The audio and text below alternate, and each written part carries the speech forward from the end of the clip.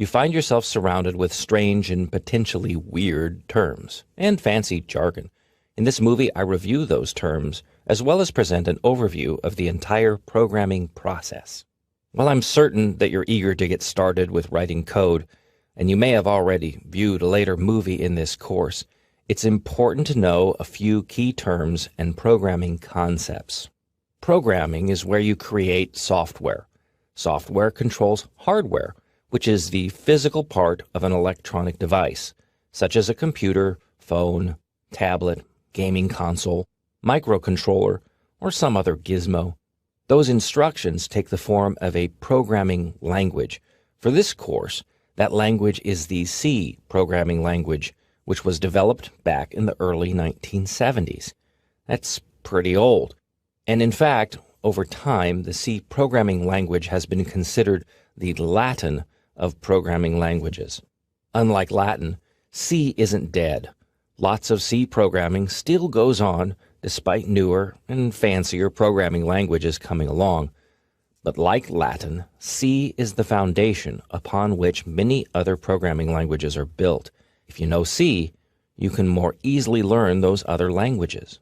In a later movie, I'll talk about the programming language's syntax and other rules. But for now, know that the code you write is called source code. It's a plain text file that contains the programming language, all formatted and pretty and written properly.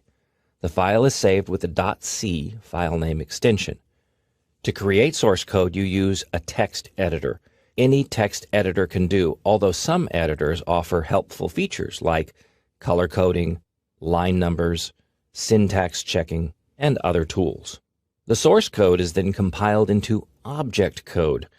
The program that creates the object code is called a compiler. The traditional name of the C language compiler is CC, which stands for C compiler. The compiler reads the source code file and generates an object code file. Object code files have a .o file name extension, and they use the same file name as the original source code file. The next step is called linking. It's often forgotten because modern compilers both compile and link, but linking is really a separate step. The linker takes the object code file and combines it with C language libraries. The libraries are the workhorse of the language. They contain routines or functions that control whatever device you're programming. If all goes well, the end result is a program file. You can then test run the program to make sure that it works the way you want it to. And if not, you start the cycle all over again. Edit, compile and link, test run. All of these tools, the editor, compiler, and linker, originated at the command prompt or terminal. You can still find them there too. I do a lot of coding at the command prompt because it's quick. More common, however, is to use an IDE or integrated development environment. An IDE combines the tools for editing, compiling, linking, and running. It also adds tools for debugging, creating complex programs, graphical tools, and other features. Beneath it all, however, is the humble command line compiler and linker. And the process is the same. Edit, compile and link, run. Although in practice, you're going to do a lot of repeating and reworking before you get things just right. The good news is that all the tools you need to begin your programming journey are found free on the internet. The bad news being that you have to find the right tools and install them properly. This is not an issue for you here because in this movie, I'll show you how it's done. You'll see how to find a good IDE or integrated development environment, a C language compiler, and get everything set up and configured for using this course. You'll find a horde of IDEs on the internet. Microsoft offers the Visual Studio as its IDE, and Apple has Xcode. You're welcome to use those tools, especially if you're comfortable with them. But for this course, I've chosen the CodeBlocks IDE. The thing I like about CodeBlocks is that it comes with everything you need. Unlike other IDEs, you don't have to hunt for a this or that after the IDE is installed.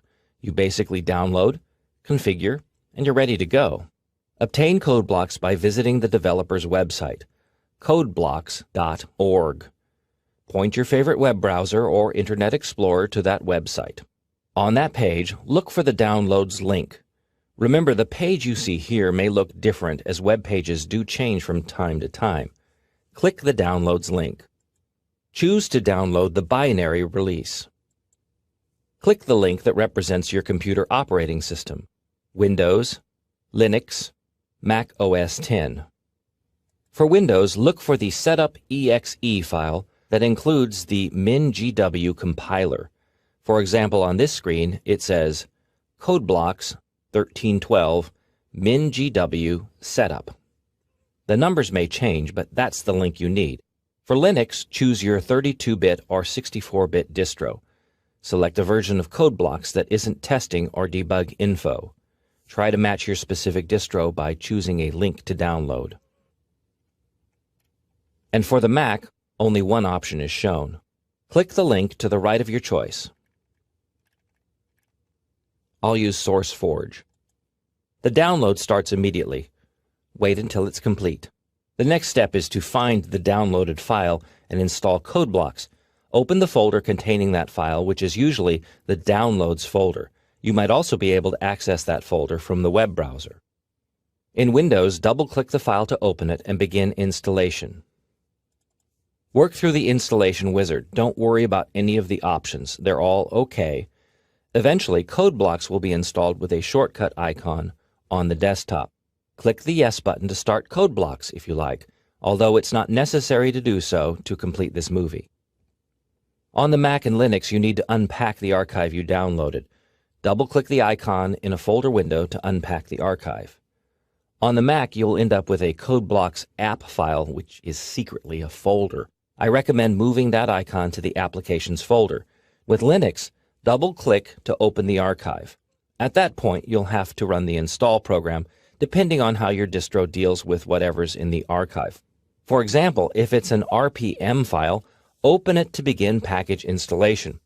After CodeBlocks is installed, you need to get it configured.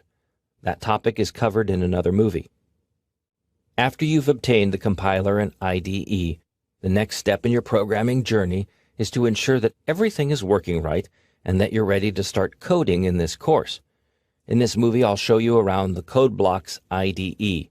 You'll also see how to incorporate the exercise files for use in CodeBlocks throughout this course, and perhaps do some configuring. I assume that you already have CodeBlocks installed on your computer, although you may not have run it. If you don't yet have CodeBlocks, please refer to the earlier movie on obtaining an IDE. Open and run CodeBlocks. If this is the first time you've run CodeBlocks, you may see a prompt reminding you that you've downloaded CodeBlocks from the internet. Click the Open or OK button. This program is safe to use. On the Macintosh and Linux, you may be prompted to choose a default compiler. If it's available, I recommend that you select the LLVM Clang compiler as the default compiler. Otherwise, the GNU GCC compiler is fine. The main CodeBlocks window looks like this. It's known as the workspace. To the left is the management panel. This lists projects. The center is where you'll find the editor, where you'll write the code. At the bottom, you see a host of tabs. These can display messages or other useful information. You should take a moment now to configure a few CodeBlock settings that will help you use the IDE in this course. First, some editor settings. Choose Settings Editor. Ensure that there is a check mark by the options Show Line Numbers. All the other options shown here should be set, which is the default. Click the Choose button in the font area to set the font. I recommend using a monospaced font, and I set my editor to a 12-point font, which shows up better on my screen. Here I'm going to choose 18 points so that you can better see the messages on this screen. Click OK to close the General Settings window. Second, adjust the Build Messages text size. Choose Settings, Environment. Click the View icon. Set the Message Logs font size value to 10 or 12, which is better to see. Here I'm going to set it to 16 or 18, which is going to show up really well on this screen. Click OK. CodeBlocks is now configured for this course. You can quit CodeBlocks now if you like. When you quit, you may be notified that the perspective has changed. Go ahead and save the perspective and click in the little box so that you're not bothered with the message again. The next step is to set up the project files. Click the Exercise Files button on this page right up top to download the archive. Before expanding the archive, I recommend placing the exercise files into a specific location on your local storage system. Open a folder management window on your computer. Ensure that you're viewing your own personal folder, which is known as the Home folder in Unix or the User Profile folder in Windows. Do not use the Library folder system in Windows. Instead, click the address bar to visit your account's folder. If you have a C programming folder, navigate to it. Otherwise, create a new folder named C or C Programming. Expand the archive into this folder, or you can expand the archive in the Downloads folder and then move the resulting folder into the C Programming folder. I've already downloaded the files into the Exercise Files folder. Now I'll copy them over to the Programming folder. And there are all the files. Now you can delete the archive file you downloaded. There's no need to retain it. We're just going to work with the files here in the C Programming folder. Programming involves writing source code, compiling, and linking, which creates the program. You then test run the program to see how it works, or if it works. In this movie, I'll demonstrate that process in code blocks. You'll see how to set up and run a sample project. I'll also show you how to understand and fix problems by using the CodeBlocks IDE. Start up CodeBlocks if you haven't already. You need to see the Start page, and if you don't see it, choose View Start Page. Most of the work you do in CodeBlocks is project-oriented. Projects can be anything from a small program to a massive online game. For this course, you'll be using the pre-written exercise files. But normally in CodeBlocks, you create a project, typically by clicking the Create a New Project link. This step isn't needed in this course because, like I said, I've pre-written all the exercise files for you. But if you wanted to create a new project in CodeBlocks, specifically one of the console applications demonstrated in this course, choose Console Application when starting a new project. Select the C language. Type in a name for the project and choose a folder, such as the exercise folder created in an earlier movie. On the Mac, ensure that the names don't have any spaces or the program can't be run from within CodeBlocks. Choose Release Only and click Finish. Open the main C source file to begin editing. Although this is a complete program, it's presented as a skeleton. Otherwise, that's all you need to know about the CodeBlocks Start page. Dismiss this project by right-clicking on it and choosing Close Project. In this course, you'll be incorporating pre-written source code files for use in the IDE. This saves you typing time, but it also saves you editing time from creating a new project and then editing that CodeBlocks pre-written source code skeleton. To open one of this course's exercise files in CodeBlocks, click the Open button on the toolbar. Browse to the folder containing the exercise files, such as the C Programming folder. Choose the exercise file 0104 Welcome. Open that file. There you see the source code. C code does not include line numbers, but the editor shows line numbers in this column. These are handy for reference in this course, but also for tracking down errors. And the source code itself appears here. The text is color-coded, which helps you recognize different parts of C, as well as spot errors when things aren't colored correctly. The next step after writing the source code is to compile and link. In CodeBlocks, that step is combined into a single action called Build. To build your project, click the Build icon here. The action takes place at the bottom of the screen in the Build Log and then Build Messages tab. Yes, these errors are on purpose. I want you to see how the errors appear. Click the Build Log tab to review the specific messages. You see what's wrong, which may not make sense to you right now, but it will in the future. More importantly, you see a line number, line 5. In this case, line 5 is missing a double quote. In the editor, click here to add a double quote character. If you've done it correctly, then only the text in double quotes is colored blue, not the parentheses or semicolon at the end of the line. Save the file. Click the Build button again. And there's still an error. Click the message to locate the error in the code, or click the build log to see more specifics. Some compilers, such as Clang, are more specific about warnings and errors. At the end of line 6, type a semicolon. Save the file. Build. And no warnings, no errors. That's good. It's what you want to see. Now on the Macintosh, you may see a warning about option S. That's a linker error, and you can ignore it. Click the Run button to witness the program's brilliance. In Windows, the program runs in a command prompt window. On the Mac and Linux, a terminal window appears. In that window, you may also see any startup scripts you've written. Ignore that part of the output. Otherwise, what you see is the program's output, shown here as Welcome to the C language. Close the output window and return to code blocks. In Windows, press the Enter key. If the terminal window doesn't close in Unix, type the exit command and then press the Enter key. I recommend you do this, otherwise those terminal windows will stack up. You're now ready to move on to the next project. If you shut down code blocks, you may be asked whether or not you want to save the perspective.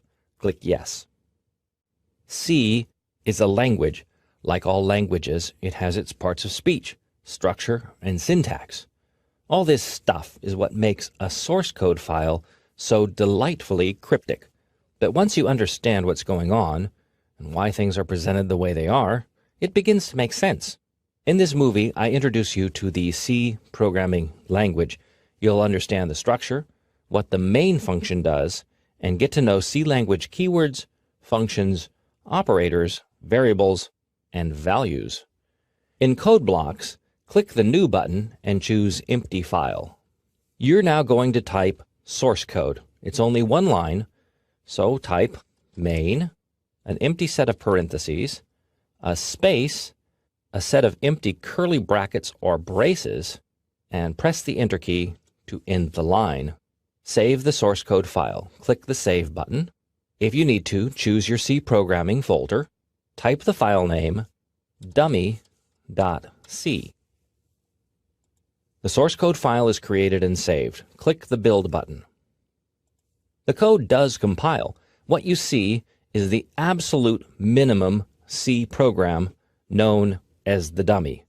All C source code must have the main function. This is where the program execution starts, and the contents of the main function are enclosed in curly brackets. Here, everything is empty, which is okay, although you might see a compiler warning which isn't critical. A program was created. Click the Run button to run the dummy program. And there's no output. That's predictable because the code does nothing. Like any language, the C programming language has several parts: keywords, functions, operators, values and variables, and structure. The keywords are the language part of the C language. They accomplish very basic tasks. The good news is that, unlike English, which has tens of thousands of words, there are only 44 words in the C language. Don't freak out. In practice, you may only use about half of these keywords. The real workhorses of the C language are functions. What the keywords do is really basic. To do more in C, you rely upon a function. The functions are held in libraries. The linker's job is to combine the library with your program's object code, knitting the two together to make a program. To use a function in a program, you must incorporate a header file which defines the function. You'll see how that's done later in this movie. Operators are symbols used to manipulate data in the program. These include the traditional math operators, as well as a host of other special symbols. Values and variables are similar. Values include characters and numeric values. The numeric values are divided between integers or whole numbers and floating point values, which contain a decimal part or fraction, or which can be very, very large values or very, very small values. A variable, on the other hand, is a container for a value. Its contents can change or vary, which is why they're called variables. The values that go into variables are the same types of values you use directly in a program. All these pieces of the language must be used in a specific manner or order. That's the C language structure. The C language uses preprocessor directives to help control program flow. The main function is the first function executed in all C programs. It's required, as you saw earlier in the dummy example. Curly brackets are used to enclose a function's contents. Statements are like sentences in the C language. They can include C language keywords, functions, math, logical comparisons, and so on.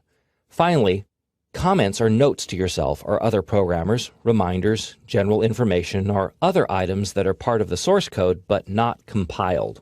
Now that you know a bit of the background, let me help you put it to use by completing the dummy program. Return to the dummy source code in the IDE's editor. The main function is defined as an integer function. That means it returns an integer value to the operating system. Therefore, some editing is necessary. In your editor, type the C language keyword int before the word main. Ensure that a space separates both. Now I'm going to clean up the curly brackets, which I prefer to put each on a line by itself. Now I'm going to add a statement to the main function. See how the editor automatically indents the line? That's the traditional way C code is formatted. Type the word return and a number. I'll let you pick any number, although it must be an integer. I'll type 3. You can type the number in parentheses, as I've done here, or you can just specify the value. If so, you need to put a space between return and the value. Type a semicolon to end the statement. Save. Build. As long as your code looks like mine, no errors or warnings appear. Run. On the Mac or Linux, you may see no output other than the build log, and it says the program terminated with status 0. On the PC, the terminal window shows you the return value. I'm going to fix the font to make it a little more readable. Here you see the process returned 3, which is the integer value I specified in the return statement. To add output to the dummy program, you need to use an output function. C language keywords don't output anything. They're just basic vocabulary, words like return and int. As an example of an output function, you can use puts, which sends text to the standard output device. In this case, it's the terminal window. Program code in the C language is read top-down. Because the return statement ends the main function, I'll add the puts function at line 3 by inserting a new line into the editor.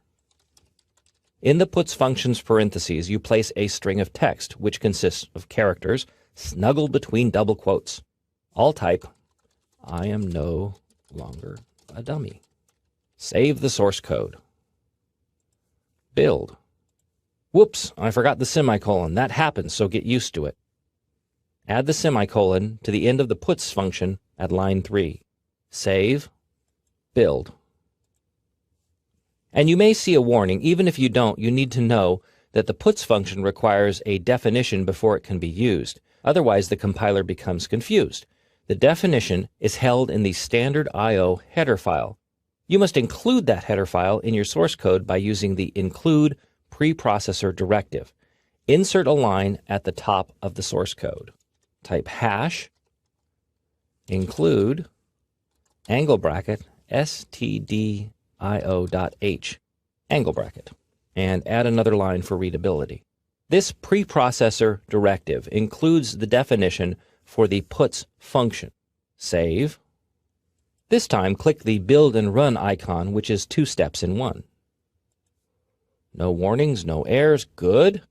And there's the output. If this is your first C program, then congratulations. The best way to get started on your programming journey is to write some simple programs that are easy to understand and change. To handle that task, it helps to know the basics of input and output, or I/O. In this movie, I introduce you to the concept of I/O and how that plays into programming. You'll get to explore some basic I/O functions and use one of those functions to create tiny programs that output interesting text.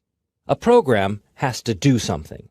That something involves taking input and generating output. This is how a typical C program works. It's a machine that does something to input and then generates output. If the program doesn't do anything, then it's basically plumbing. What comes in goes out. The C library offers a host of output functions. Of the lot, these 3 are the most popular. They are pronounced: printf, putchar, and puts. Each function is designed to send one or more characters to the standard output device, which is the screen or terminal window. The puts function puts or sends a string of text to standard output. Puts is put string, and a string is a collection of characters enclosed in double quotes. This function is defined in the stdio header file, which is included at line 1. In the exercise source code, I've specified the puts function but omitted the string. Your job is to type the string, so click the mouse amidst the parentheses and type the string argument for the puts function. Type a double quote. The editor automatically supplies the closing quote. Type some text. If the editor doesn't supply the closing quote, you must type it. Otherwise, the compiler doesn't see the end of the string and an ugly error is generated. You can also type the quote even if it's supplied and the editor is smart enough not to double up. The string is highlighted in blue. Save, build and run. There's the output, exactly as you typed. Your challenge is to add another puts function to the existing source code. Have that function output a line of text before line 5. What the text says is up to you. This should take you about 3 minutes to complete. Welcome back. I'm going to show you how I would solve this puzzle, which is one way of doing it. I'm going to add my puts function here. There's no need to add a second stdio header file for the second puts function. One is all you need for all the functions defined there. And you can type a single quote within a pair of double quotes. That's not a problem. Remember to end the statement with a semicolon. Save, build and run. Note the order. The program runs top down. The two puts statements execute in sequence. The program ends with a return statement, which returns control back to the operating system. The closing curly bracket merely marks the end of the main function. I'd like to add a comment to the source code. This is text that doesn't compile. Instead, it's intended as a note for the programmer, a reminder, or just general information. Insert a new line at the top of your source code file. Type /*. Traditional C comments start with the /* character combination and end with the */ characters. The editor highlights all the text in the code, which is now effectively one long comment because no ending comment characters have been written. Type your name and the date.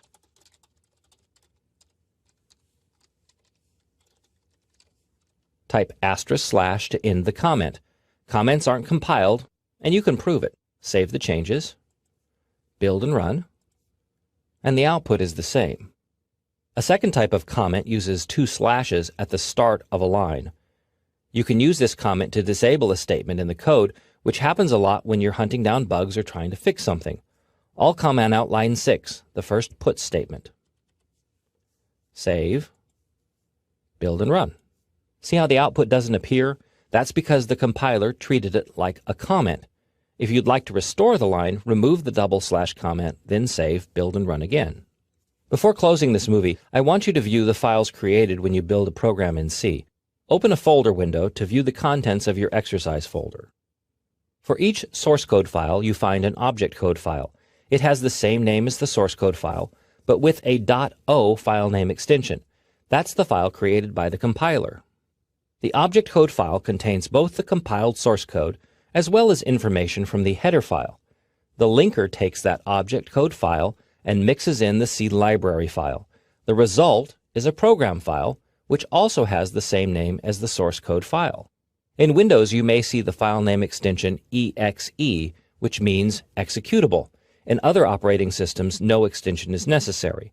The extension doesn't show up on this screen because Windows is configured not to show certain file name extensions. The program file might also be given the name a.exe or a.out. That's the linker's default name, although in code blocks, the program's name is the same as the source code file's name.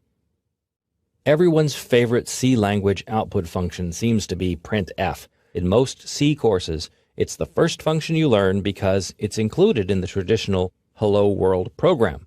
But the function has far more power than just spewing out text.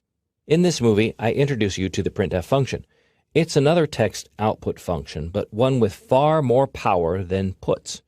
I'll also show you how to incorporate escape sequences into strings. In its most basic form, the printf function sends a string of characters to standard output.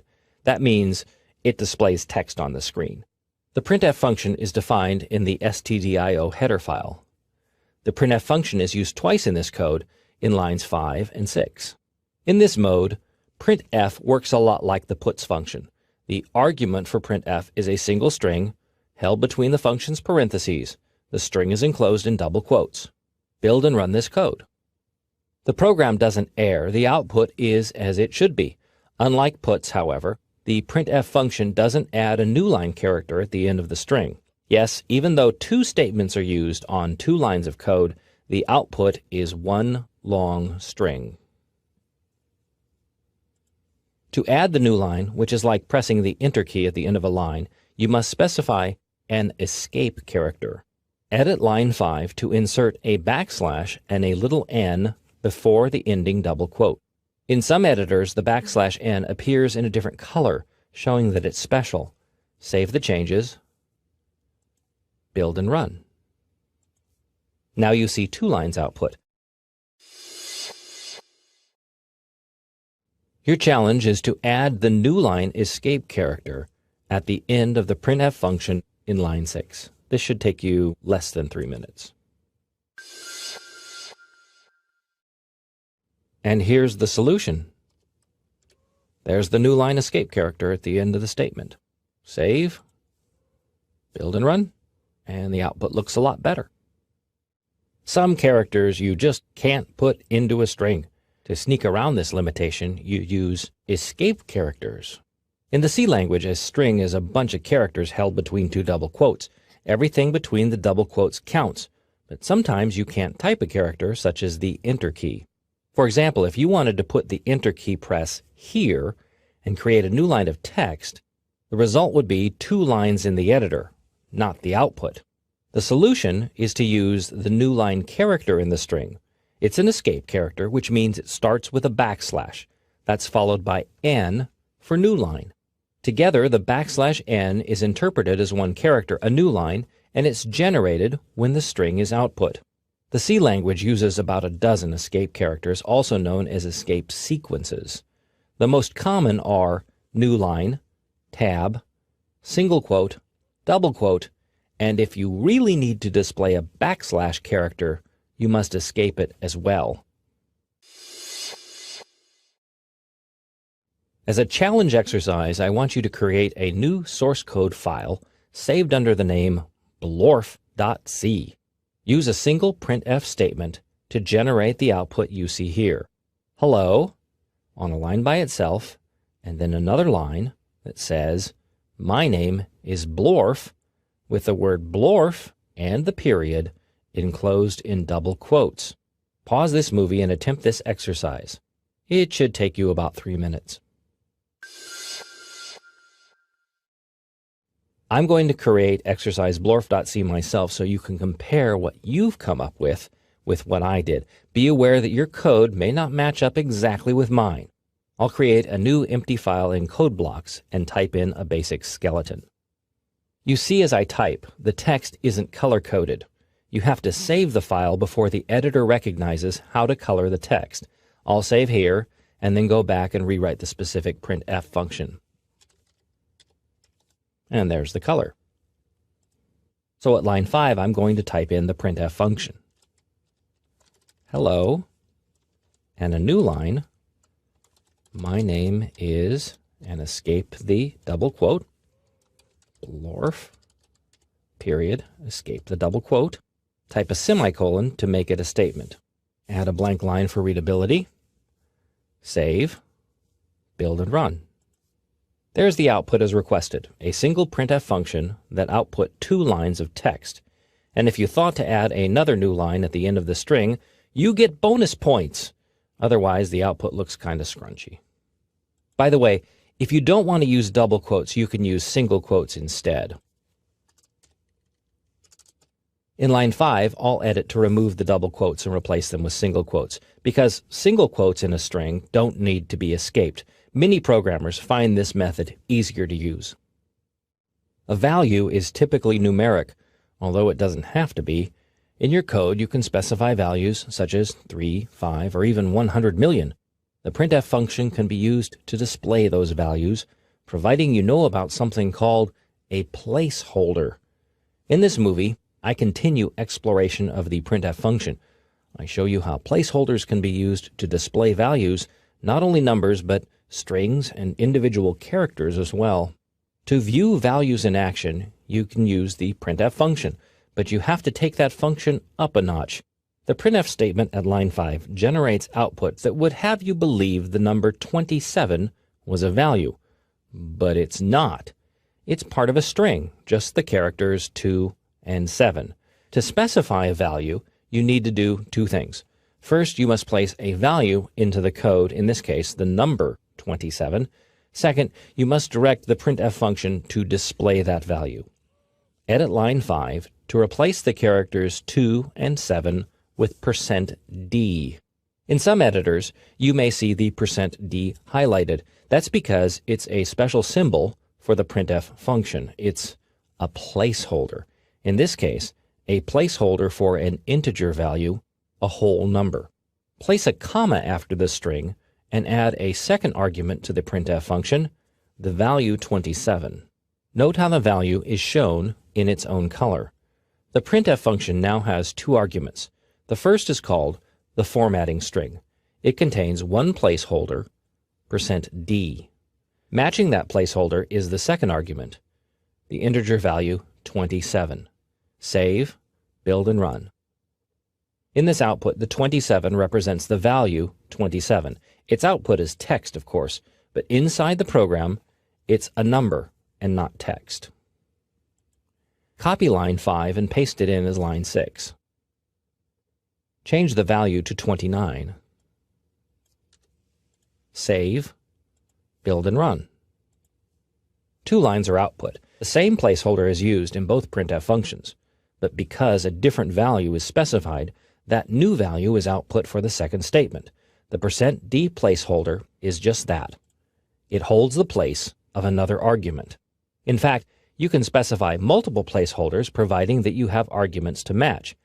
Type a new line 7 that reads printf, and here are the values %d, %d, and %d, new line, close quote, comma, 51, 52, 53.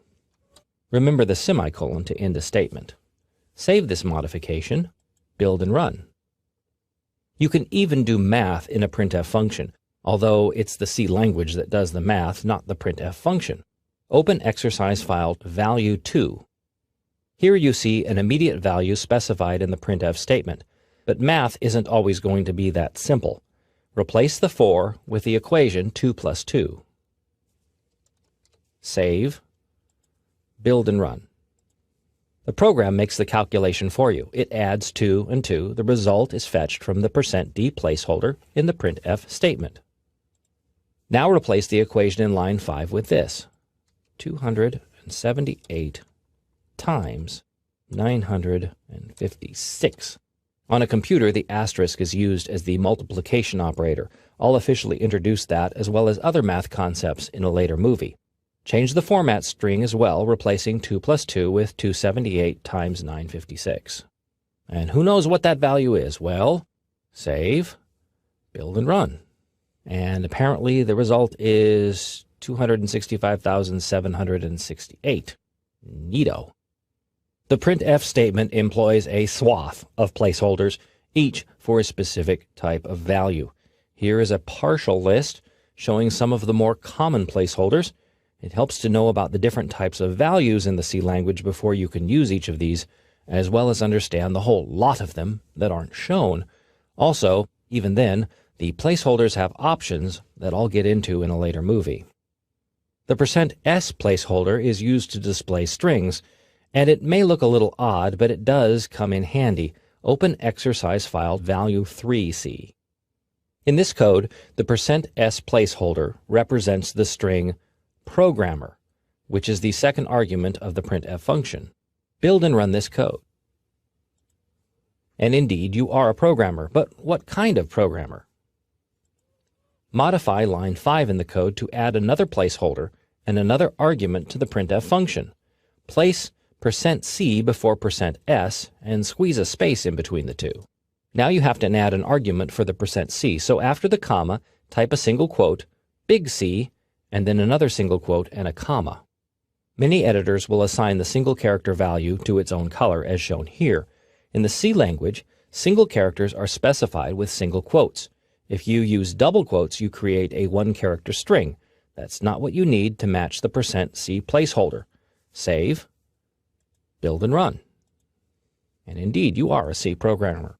One final thing, because the % character is used as a placeholder, you must specify 2 of them when you use a % symbol in the printf statement's formatting string. Open exercise file value 4. Read the printf statement. The %d placeholder should match up with the second argument, 98. It's followed by a % which indicates %, not a placeholder, right? Build this code. Now, if you don't see any warnings, that's okay. The output is still going to look weird. In some compilers, you will see warnings indicating trouble. The compiler believes that a second placeholder is desired, and it doesn't understand the placeholder as presented. Plus, it can't find a matching argument. If you don't see the warnings, try to run the code and see what happens. Weird, huh? The solution is to edit line 5 and stick in a second %. That looks odd, and it's cryptic. It's the cryptic side of the C language, in fact, that enthralls so many of the nerds. But it's going to work. Save the changes, build and run. And now the output looks more sensible. And I hope you do get 98% or more on your next C exam. Programs work fine with immediate values, but oftentimes you don't know what a value is. Say, the value comes from input. The user types it, or it's read from a file or the internet. To store such values, you need a specific cubbyhole or container. In programming, that container is known as a variable. In this movie, I introduce you to the concept of the variable. It's a container into which you can store values. Values that are unknown or values that can change. You'll see how to declare a variable in the C language and how the variable is used in the code. A variable is a container for a value. Because C deals with different types of values, a variable must be declared as a specific type. And it's given a name that's used in the code. In C, the variable type matches the variable's content, the type of value being stored. Integer variables can hold only integer values, or whole numbers. Float variables hold floating point values, which are very large numbers. Very small numbers are numbers with a fractional part, like 2.1. Character variables hold single values, such as the letter X. The C language lacks a string variable type. Instead, a character array is used. I'll explain how that works in a later movie. Int, float, and char are all C language keywords. Additional keywords are also used to declare variables. These include double, long, short, signed, and unsigned. These are all C language keywords, and they're used to declare types of variables. This code declares an integer variable at line 5. First comes the keyword int, which is used to declare an integer variable. Next comes the variable name, age. As this is a statement, it ends with a semicolon. Variable names can include numbers, letters, and some symbols. They must begin with a letter, or an underline can be used. The name must be unique, with no two variables having the same name, nor should variables be the same name as functions or C language keywords. At line 7, the variable age is assigned the value 30.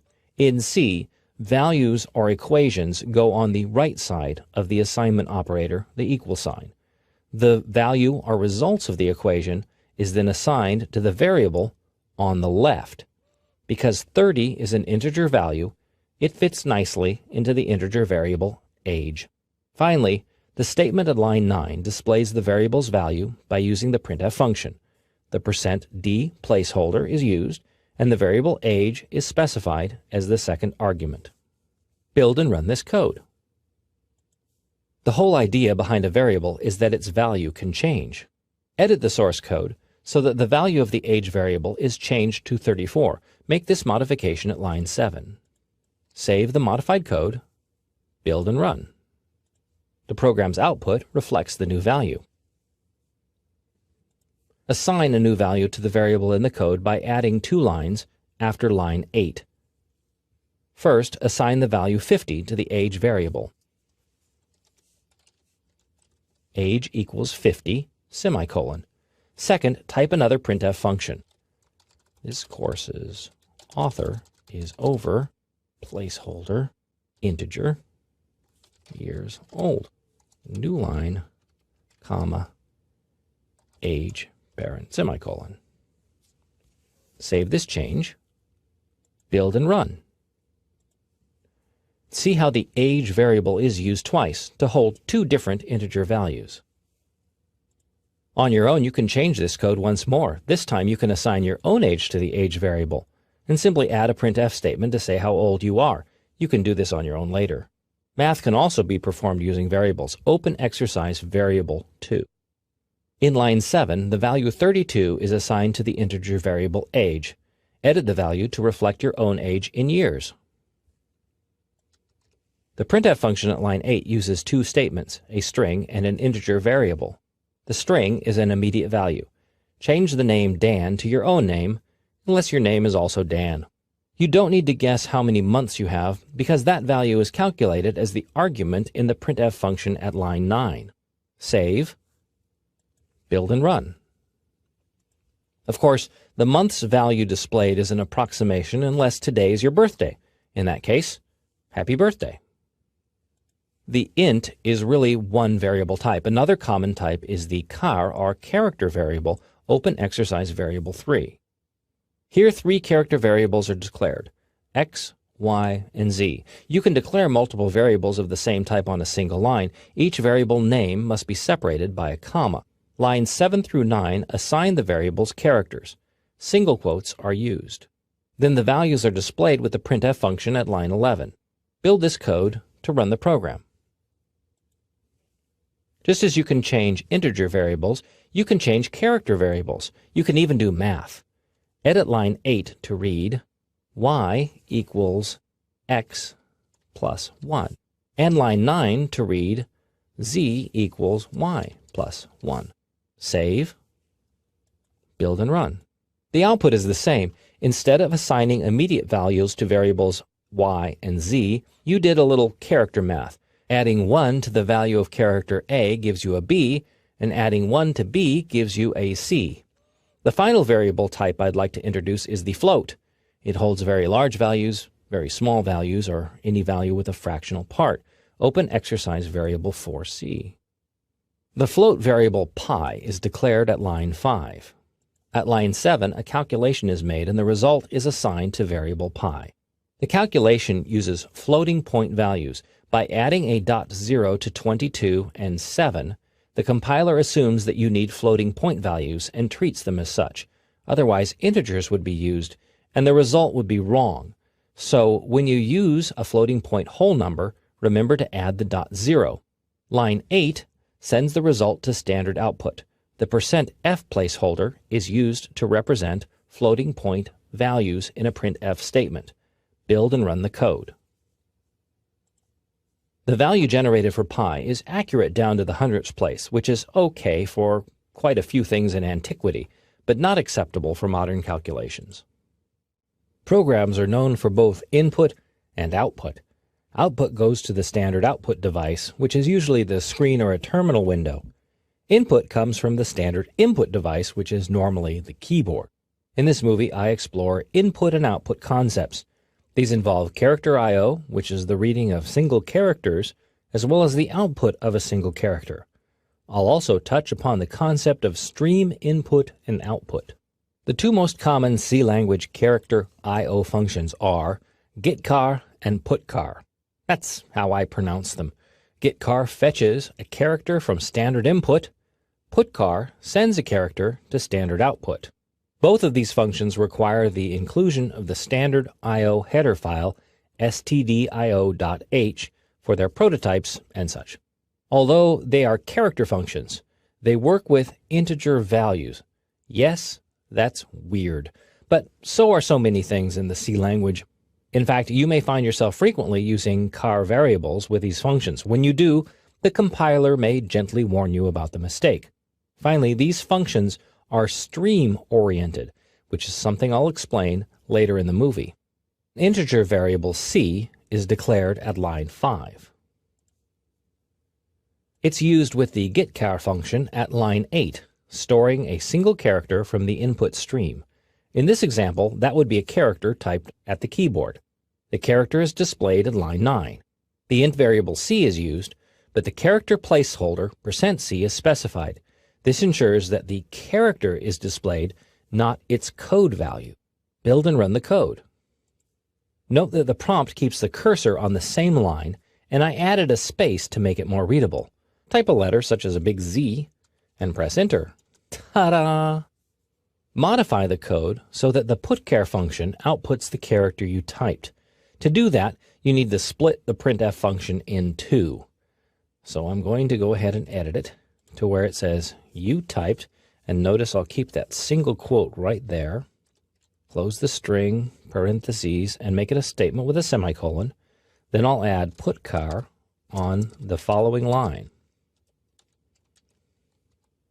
and then display the rest of the string by using printf.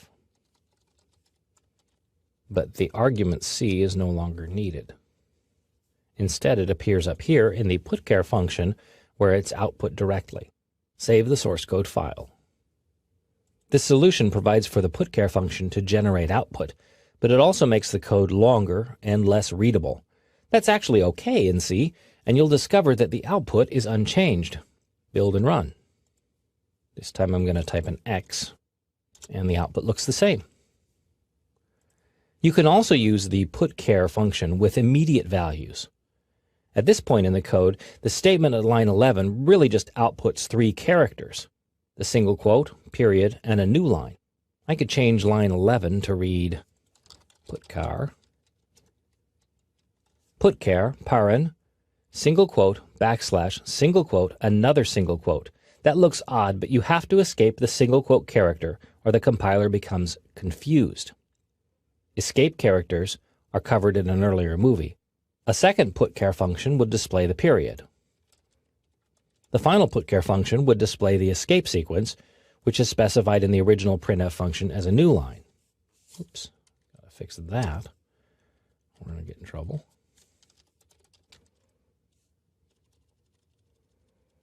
And use single quotes.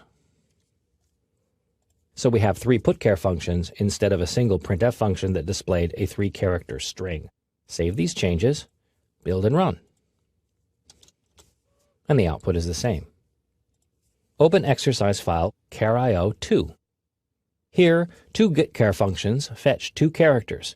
These characters are then displayed by using a sequence of printf and putchar functions. Build and run the code. I'm going to type an M and an N and press enter. The 2 characters are stored in int variables A and B and then displayed. You'll note that the getChar functions do not pause and wait for input. They simply look for all input coming from the standard input device, like a stream of characters flowing out of a hose. To demonstrate this phenomenon, run the program again. Just type Z and press enter. The weird output you see is the code displaying the new line character, which was stored in variable B. Run the code again. This time, type several letters and then press the enter key. A, B, C, D, E. The entire stream of characters A through E on my screen were fed into the program via standard input. The getChar function read only the first 2, but my input persisted until I pressed the enter key. The stream input could also be demonstrated by examining exercise char.io3. Here, it looks like 1 character is fetched by getChar, then immediately displayed by putchar. That's logical because C programs run top-down, and they do. And that's exactly what happens in this program, but it's not what you see when the code runs. Build and run. Type A, B, C, or any other 3 letters and press the Enter key. The output happens all at once because of the stream. The characters you type are actually sent to output as you type them, which is how the code runs. But stream output is buffered. That means that the computer waits until the buffer is full or flushed before sending out the characters. In this case, the buffer is flushed once the program is finished. I'll explore stream input and output further in later movies. For now, remember that the standard C I/O library functions are stream-oriented. A character is a single letter or symbol. Put 2 characters together and you have a string. But strings are funky things in the C language. They're not a variable type, just a clutch or array of characters, all marching together in a line. In this movie, I introduce you to the string. You'll see how strings are created in C, how they can be filled by using string input functions. You'll also meet the scanf function, which is used to pull in all sorts of input. Line 5 probably looks a little odd to you. It's a variable declaration. A char variable named password is created. The string spatula is assigned to the password variable. This is known as an immediate assignment, which is possible with other variables as well, but necessary when declaring a string. By the way, this is an array declaration, which is a topic for a later movie. The square brackets indicate that more than one char variable is present. How many? The compiler figures that out based on the size of the string. Otherwise, the value would appear between the brackets. In line 7, a printf function displays the string's value. The %s placeholder is used. It's difficult to see because of the escaped double quotes and the new line. Build and run this code. The output properly shows the contents of the string. Change the word spatula in your editor to the words fuzzy wuzzy. Put a space in there, as spaces are valid password characters on some systems. Save the changes, build and run to see the string displayed. Remember that some characters must be escaped in a string. These include the double quotes, new line, tab, and so on. I'll add them to the string here. Double quote, new line, tab. Save, build and run. And there's the predictable but ugly output. To fetch a string from standard input or to fetch any specific value, use the scanf function. As an input function, scanf is declared in the stdio header file, which you must include in your code lest the compiler become confused. Scanf uses printf's placeholders to read a specific value into a variable, and that variable is often prefixed with the ampersand. Here's the format for the scanf function. It includes 2 arguments, a formatted string and a variable. The formatted string directs scanf to look for a specific type of value. To accomplish this, you specify the same placeholders used with the printf function inside the formatting string. So, %d for an integer, %c for a character, and so on. The formatting string is almost always composed of these placeholders and nothing else. To assign a value, specify the variable that's already been declared in the code. The variable type must match the placeholder. You need to prefix an ampersand operator to the variable name, which is something you must remember to do. You do not need to prefix the ampersand to a string or array, which is something you'll forget to do. The ampersand used here is the memory location operator, which is covered in a later movie. This code demonstrates how to read an integer value from standard input. The scanf function at line 8 uses the %d placeholder to fetch the integer value. It's assigned to variable x. See the ampersand. Don't forget it. Build and run this code. Type an integer, which is any whole number. The program assigns that value to variable x and then displays the result. Now, if you were to modify this code to read in a floating point value, you would have to make some changes. Try to think of the changes on your own as I make them in the code. First, of course, would be to change the variable type at line 5 to a floating point value. Simply change int to float, and suddenly variable x becomes a floating point value. In line 7, obviously, we need to change the word integer. Line 8, change %d to %f for a floating point value. And finally, at line 9, change the word integer. And change the placeholder as well. Save, build and run. Type a real number, such as 45.6. And the value is read and displayed. Don't freak if you see a value that's not exactly 45.6. What you see here is called a precision error. Computers approximate real numbers, which is acceptable. In a later movie, I'll show you how to fix the output to make it look more agreeable. You could also modify the code so that it reads in a single character value. The changes are the same. Try it along with me if you can. First, you change the variable type from float to a single character variable. And then here, change the prompt so that it says character. And change the % placeholder in the scanf function to a C from an F to read in a single character value. Change the prompt here. And the placeholder. With variable x being a character variable, you need the %c placeholders to read in the proper values. Save the changes, build and run. And I'm going to type the mysterious character x. You can also use the scanf function to read in strings, but you'll find some peculiarities in this operation. Open exercise file scanf2. On line 5, the name variable is created. It has room to store 14 characters, plus one additional character for the null at the end of the string. The scanf function at line 8 uses the %s placeholder to read in a string. The variable name is used without the ampersand. That's because name is a character array, and arrays do not require the ampersand operator. Build and run this code. Type your name and press enter. The string is read and displayed. And now for the peculiarities. Run the program again. This time, assume that your name is Jerry Bob, which is 2 words. The scanf function stops reading text at the first white space character. That's a space, tab, or new line, and there's no way you can force scanf to read in those characters. It's just the way it works. So scanf is really a string input function where strings are just 1 word long. A better function to use for reading strings is fgets, which is a file input function, but it can be used to read standard input. Open the exercise file fgets1. A variable input is created at line 5. It has room for 63 characters plus 1 for the null character terminating the end of the string.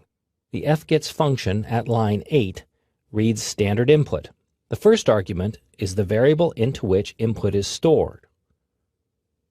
This location is also called a buffer, which is just nerd jargon for storage. The second argument indicates the size of the buffer, and again 64 is used. That's 63 characters plus the null character. The final argument is stdin, which is standard input.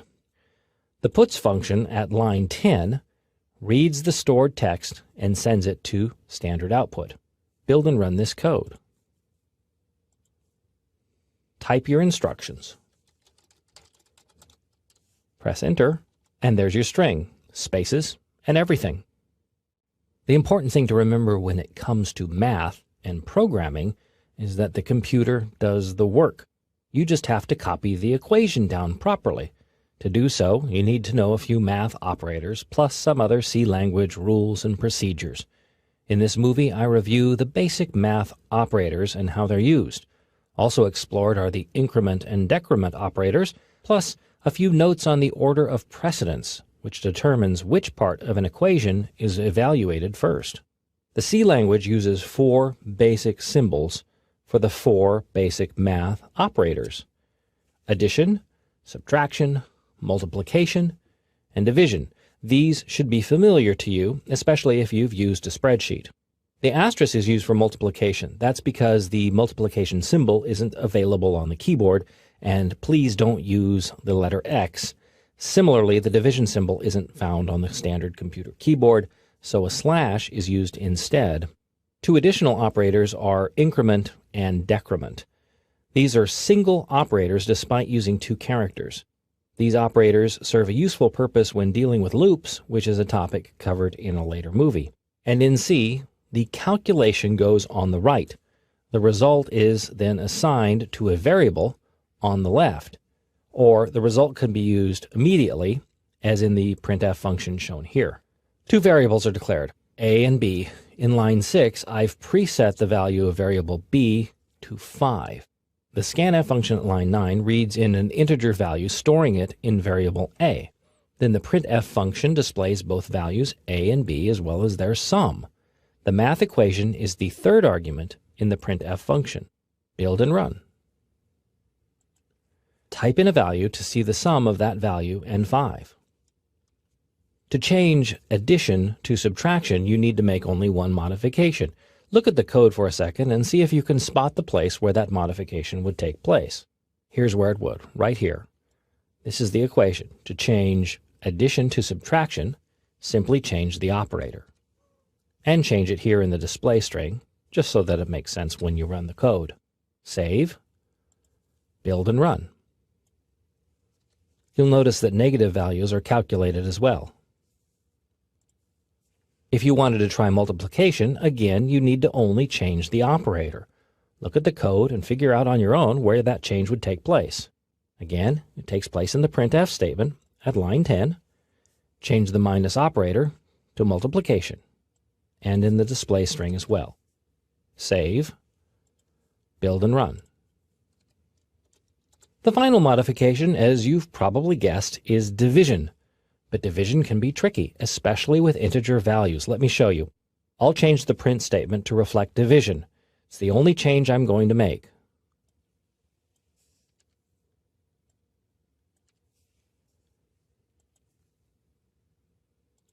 And I type in a value such as 9. The result displayed is 1, which is dubious. To do division properly, you need to use floating point values. Open exercise file math2. This is basically a modification of the existing code switching int values to floats, as well as the associated placeholders. Also, the value 5.0 is assigned to variable b in line 6. Remember, floating points have a decimal part so that when you're writing a whole number, you need to specify .0. Build and run. Try the value 9 again. The result is more palatable, but ugly. A later movie describes how to clean up the output of floating point values. Open exercise file math3. Math is present at line 8. It adds 1 to the value of variable x. This equation may look funky to you, but it's how it works. The compiler calculates the right side of the equation first. So 1 is added to the value of variable x. That result is then stored back into variable x. To prove how it works, build and run the code. The original value is 10, and the modified value is 11. You can manipulate any single variable in this manner. The most common manipulation is to add or subtract 1 from a variable's value. For example, if you wanted to increment the value of variable x by 1, you use the increment operator, which is 2 plus signs in a row. Change line 8 in the code to read simply x plus plus. That's a statement by itself. It's a mathematical operation. Save, build and run. The decrement operator is 2 minus signs. Edit the code again to replace the increment operator with the decrement operator. Minus, minus. Save, build and run. Now the output is 10, 9. The final math goodie I want to show you deals with something called the order of precedence. It involves math equations that have multiple operators. Load up exercise math 4. Can you guess the value of variable a by looking at line 7? Run the code to see what the computer thinks. The computer thinks the answer is 13. That's because multiplication and division have precedence over addition and subtraction. The equation is also read left to right. So 25 divided by 5 is 5. Times 2 is 10, plus 3 is 13. You can change that order by using parentheses. For example, I'm going to enclose 2 plus 3 in parentheses, which means that part of the equation is evaluated first.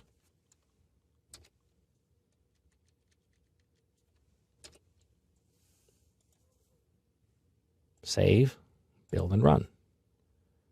Now the answer is 25. 2 plus 3 is 5. 25 divided by 5 is 5. Times 5 is 25. Now I'll add more parentheses. Remember to match them up. Save, build, and run. Now the answer is 1. That's because 2 plus 3 is 5. 5 times 5 is 25, and 25 divided by 25 is 1. Remember in C, equations are evaluated multiplication and division first, then addition and subtraction unless you use parentheses to modify the order. When you can't find an operator to do your math, you need to turn to the C library. There you'll find fun and friendly functions to sate your mathematical whims.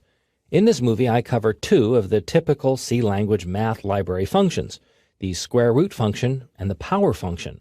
I'll also introduce the random number generating function, which isn't really a math function, but it's something you may find quite handy. To generate the square root of a value, you use the sqrt function. It reads like squirt, but it's really square root. The square root function is shown at line 8. It requires the math.h header file, which is included at line 2. The function swallows a floating point value, specified as 2.0. It returns the square root as a floating point value, which is saved in the float variable r. The printf function at line 10 displays the results. Build and run the code.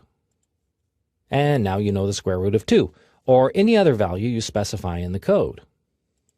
Another math function worthy of note is the pow function, which is short for power.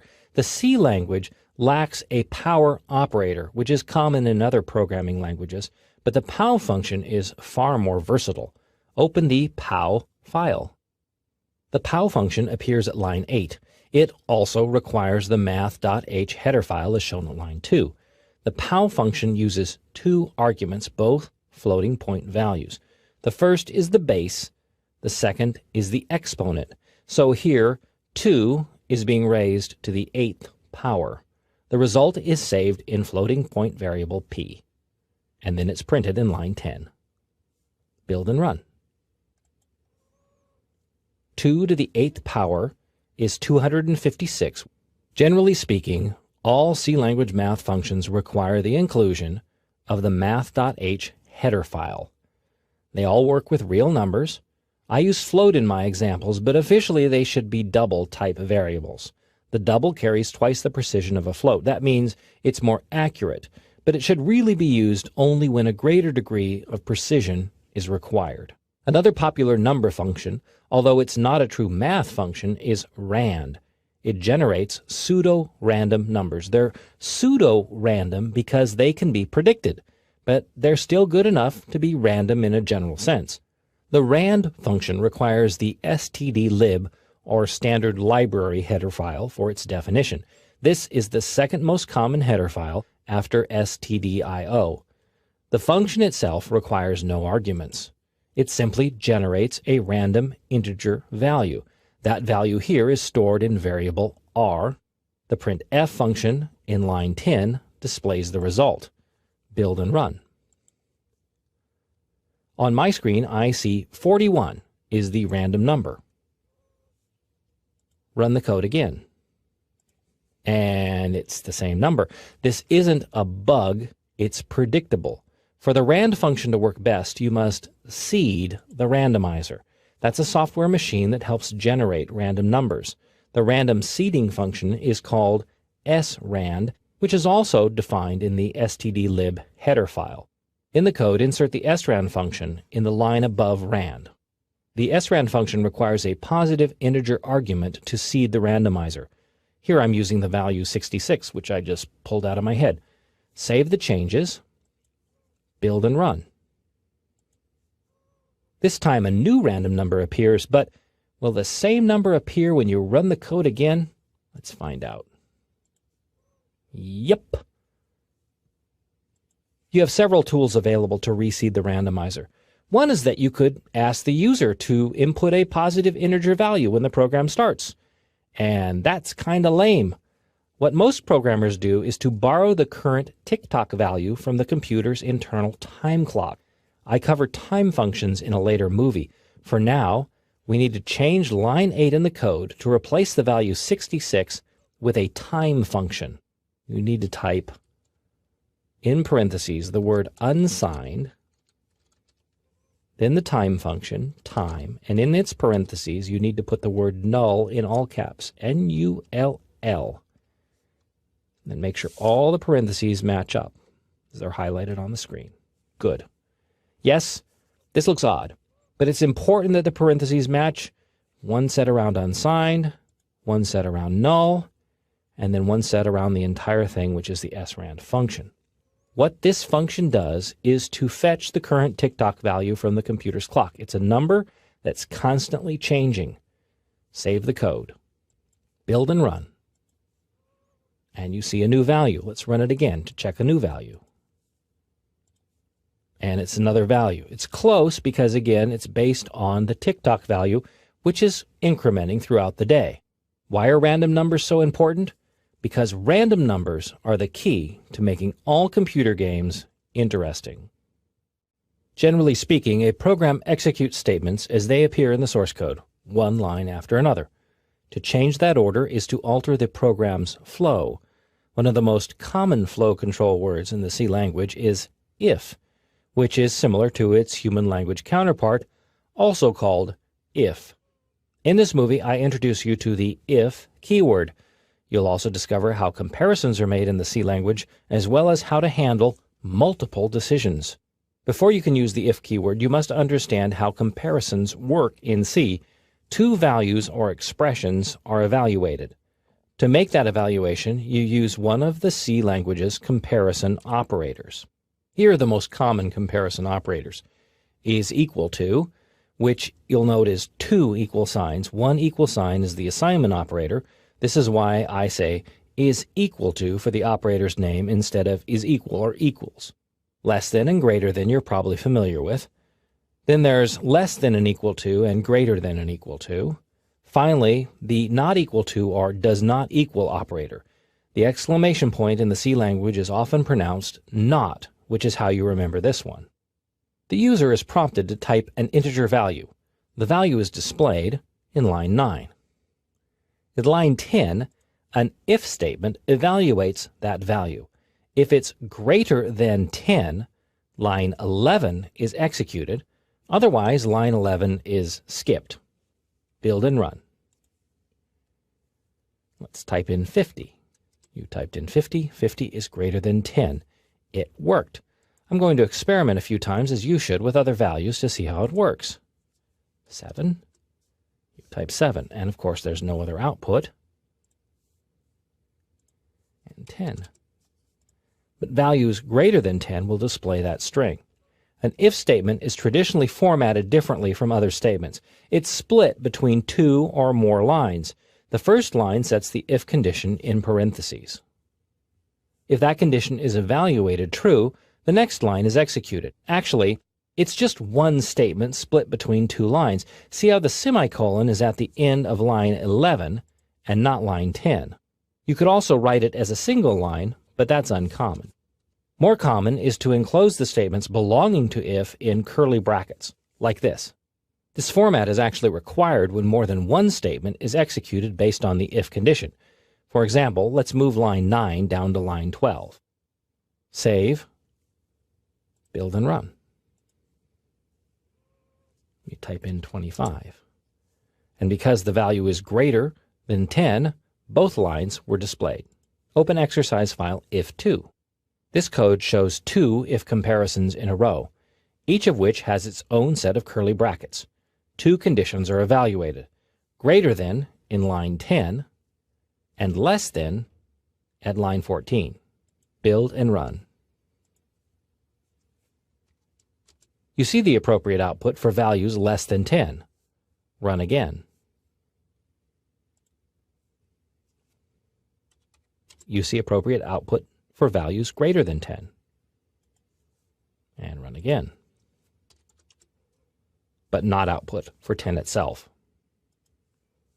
Edit line 14 so that less than or equal to is used as the operator. You can remember the order of how the symbols go if you say less than or equal to or greater than or equal to. Edit line 16 to reflect the same results. Save, build and run. Now we can type 10. Another way to handle an either-or decision is to use the keyword else. Load exercise file if else. This code is a rewrite of exercise if2, but it uses the else keyword. The if condition at line 10 makes an evaluation. Its statements are executed when that condition is true. When the condition is false, the statements belonging to else are executed instead. Build and run this code. Let's try it with 10. That's true. Run it again. That's true. Run it again. That's true. Note that else doesn't have a semicolon. Instead, it has curly brackets. Or it could be written without brackets because it's only followed by one statement. When three or more conditions are present, you can evaluate them by using an else-if structure. Open exercise if-else to see what that looks like. This structure starts with an if statement here at line 10. When that condition is true, those statements belonging to that condition are executed, and the rest is skipped over. Otherwise, a second condition, else if, is examined at line 14. If that condition is true, its statements are executed, and the rest of the structure is skipped. At the end of the structure is an else all by itself. Its statements are executed when the preceding conditions aren't met. Build and run the code. The results are similar to previous examples. 15 is greater than 10. Run again. 10 is 10. Run again. 5 is less than 10. You can have as many else-if statements stacked up as you like, which helps evaluate complex situations. Finally, a reminder, the if, else-if, and else keywords are generally not immediately followed by a semicolon. In the C language, a semicolon by itself is a statement. When one lingers after an if evaluation, the compiler believes that the semicolon is the statement, and that not anything follows it. This is a common mistake. Load exercise if3. Build and run. Well, obviously, -5 is not a positive number. Now, if you're using the Clang compiler, you can click on the Build Log tab and review a specific error message. Other compilers may not be as smart. To fix the problem, simply remove the semicolon dangling at the end of line 7. Save. Build and run. No output means that the -5 fails the condition. Remember, the semicolon goes after the statement, not the parentheses that hold if's condition. The C language lets you handle complex decisions by stacking a bunch of if-else conditions. Sometimes that structure can get a bit unwieldy. As an alternative, you can employ the switch case structure, which is yet another decision-making tool in the C language. In this movie, I introduce the switch case structure. You'll see how it's constructed, how it can handle multiple decisions, plus I'll demonstrate a few tricks. The bulk of this code is a switch case structure. It starts with the switch at line 10. This is followed by a series of case statements, each of which has its own statements. The final piece is default. It's followed by its own statement as well, and then a closing curly bracket. These are the elements of the switch case structure. The switch case structure also makes use of the break keyword. So all told, this structure contains 4 C language keywords: switch, case, default, and break. Build and run the code to see what it does. I'll type 1. Excellent choice. Run it a few times to try out various options. The code accepts character input, although it could have easily accepted integers. Here's how the structure works. Switch handles a single value, not a comparison. It can be a mathematical equation, but the result must be a single value. That value, specified by switch, is then compared with the values for each case statement. If the comparison is true, then the statements belonging to the case statement are executed. If not, they're skipped. So, at line 12, if the character 1 is typed, then the put statement at line 3 is executed. The break at line 14 ends the switch case evaluation, returning control to the line after the switch structure's final curly bracket, which is at line 23. Otherwise, if a match isn't made, execution falls to the next case statement, and then the next. Finally, the default condition is executed when none of the case conditions match. It doesn't need a break statement, as it's the end of the structure. Modify the code by commenting out all the break statements. Insert double slashes at line 14, line 17, and line 20. Save the changes, build and run the code. If you type a character other than 1, 2, or 3, you see the invalid choice message displayed. But type a 1. You see all the messages displayed. That's because execution falls through to each case statement. Open exercise switch 2. Here's another switch case structure, one that evaluates input as a menu system. Build and run the code. I'm going to type A. The problem with these options is that you may have typed a little a instead of a big A. In that case, the program doesn't seem to behave properly. Address the issue by adjusting the case statements to account for both upper and lower case input. Edit the source code to add duplicate case statements for the lowercase letters. Save the changes. Build and run. Now the evaluation should work for both upper and lowercase letters. You could also address this problem by using C language functions that modify character case. That topic is covered in another movie. Another way that program flow can be altered is when one or more statements are repeated over and over. This process is referred to as a loop. The C language offers several ways of looping. In this movie, I present the while type of loop. You'll learn how to set up the loop, determine when to stop looping, and how to break out of a loop before it's done. A loop is a repetitive way to control program execution. You must specify a condition that makes the loop repeat, a set of statements that repeat, and a way for the loop to stop.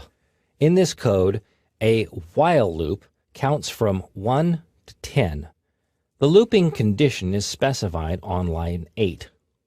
It reads that while the value of variable x is less than or equal to 10, as long as that condition is true, the statements in the loop between the curly brackets at line 9 and 12 will repeat. The value of x is initialized at line 7. At line 11, the value of variable x is incremented. So, as long as x keeps inching up, the loop repeats until x is greater than 10.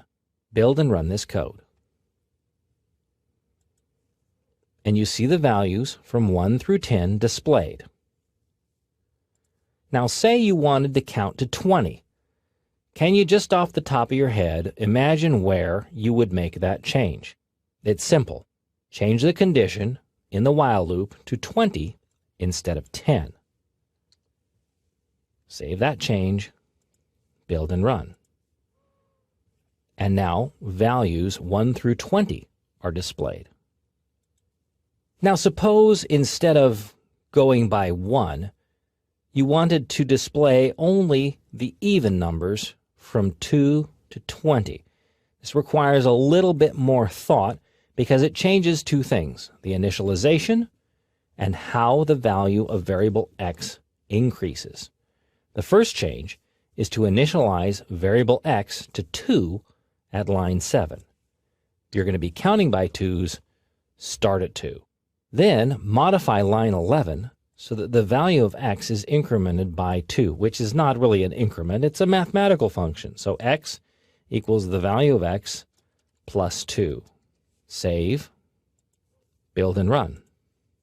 And there you see even numbers between 2 and 20. Finally, it's possible for loops to count backwards.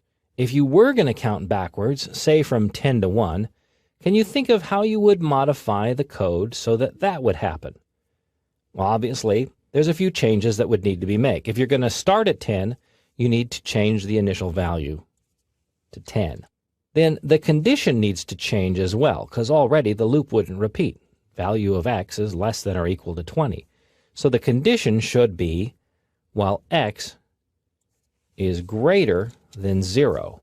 Then the statement at line 11 needs to be changed as well. The value of x should be decremented each time the loop spins. There's the decrement operator. Save, build and run. And there the loop counts from 10 down to 1. Open exercise file while 2. This code uses the srand and rand functions introduced in an earlier movie. These functions generate random numbers. In this case, a while loop displays 10 random numbers. Build and run the code. Impressive, but let me show you a couple of tricks to clean up the numbers. The first is the modulus operator, which is a percent sign. Modulus calculates the remainder of a value, like leftovers. In fact, open up the exercise file while mod to see a demonstration. Here I'm using a C program to teach you C. A while loop marches through the values 7 through 30. It shows you how the modulus operator affects each of those values. Build and run the code. The modulus operator gives you a remainder. So, for example, 10 mod 7 yields 3. That's because 7 goes into 10 once, but with 3 remainders. And you can see how the value is always going to be between 0 and 6 for mod 7, no matter what initial value is used. Return back to the while2 source code. Edit line 15 so that the printf function displays the value of r mod 100. This change limits the output to values between 0 and 99. Save, build and run. You may see some single digits in there. Let me run it again to get some single digits. There they are. The single digits don't really look properly formatted. To line up the numbers, you can edit the printf statement again.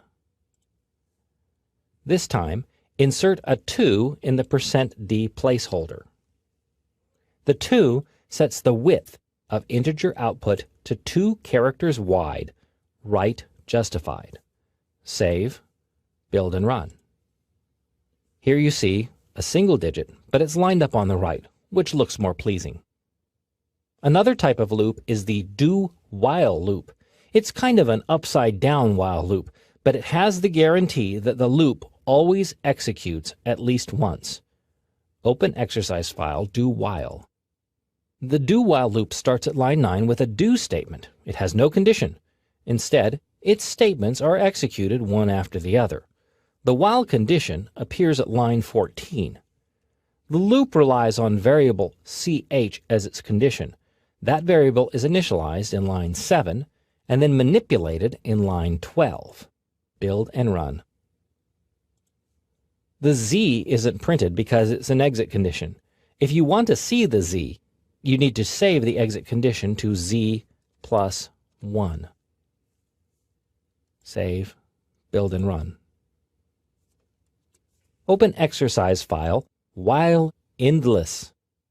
This code demonstrates an endless loop. There is no exit condition because the while loop's evaluation is always 1. Build and run the code. Press Ctrl-C to cancel the program and stop the madness. Now, endless loops do have their place, but most of them are unintentional. You can, however, fix the loop by using the break statement. Insert line 8, which simply says break, and then a semicolon. Save. Build and run. The loop spins only once because the break statement busts out of it. You can even use the break to bust out of a loop prematurely. Load exercise file while endless break. The while loop's condition is infinite, and it cannot change, but variable a is used to monitor the loop's iterations, and once a is greater than 10, the loop is busted. Build and run the code. Of course, a better solution would be to evaluate variable a at the while loop's parentheses. That's something I hope you try on your own. The for keyword is used for creating loops in your C code. Unlike a while loop, the for loop is set up on a single line, which makes it more cryptic, but it remains a popular and perhaps more traditional type of loop. In this movie, I present the for loop. You'll see how to set up the loop and understand its parts. A for loop is presented at line 7. The loop's statement contains 3 parts, each separated by a semicolon. First comes the initialization. The statement is x equals 0. Which is an assignment. It's made at the start of the loop.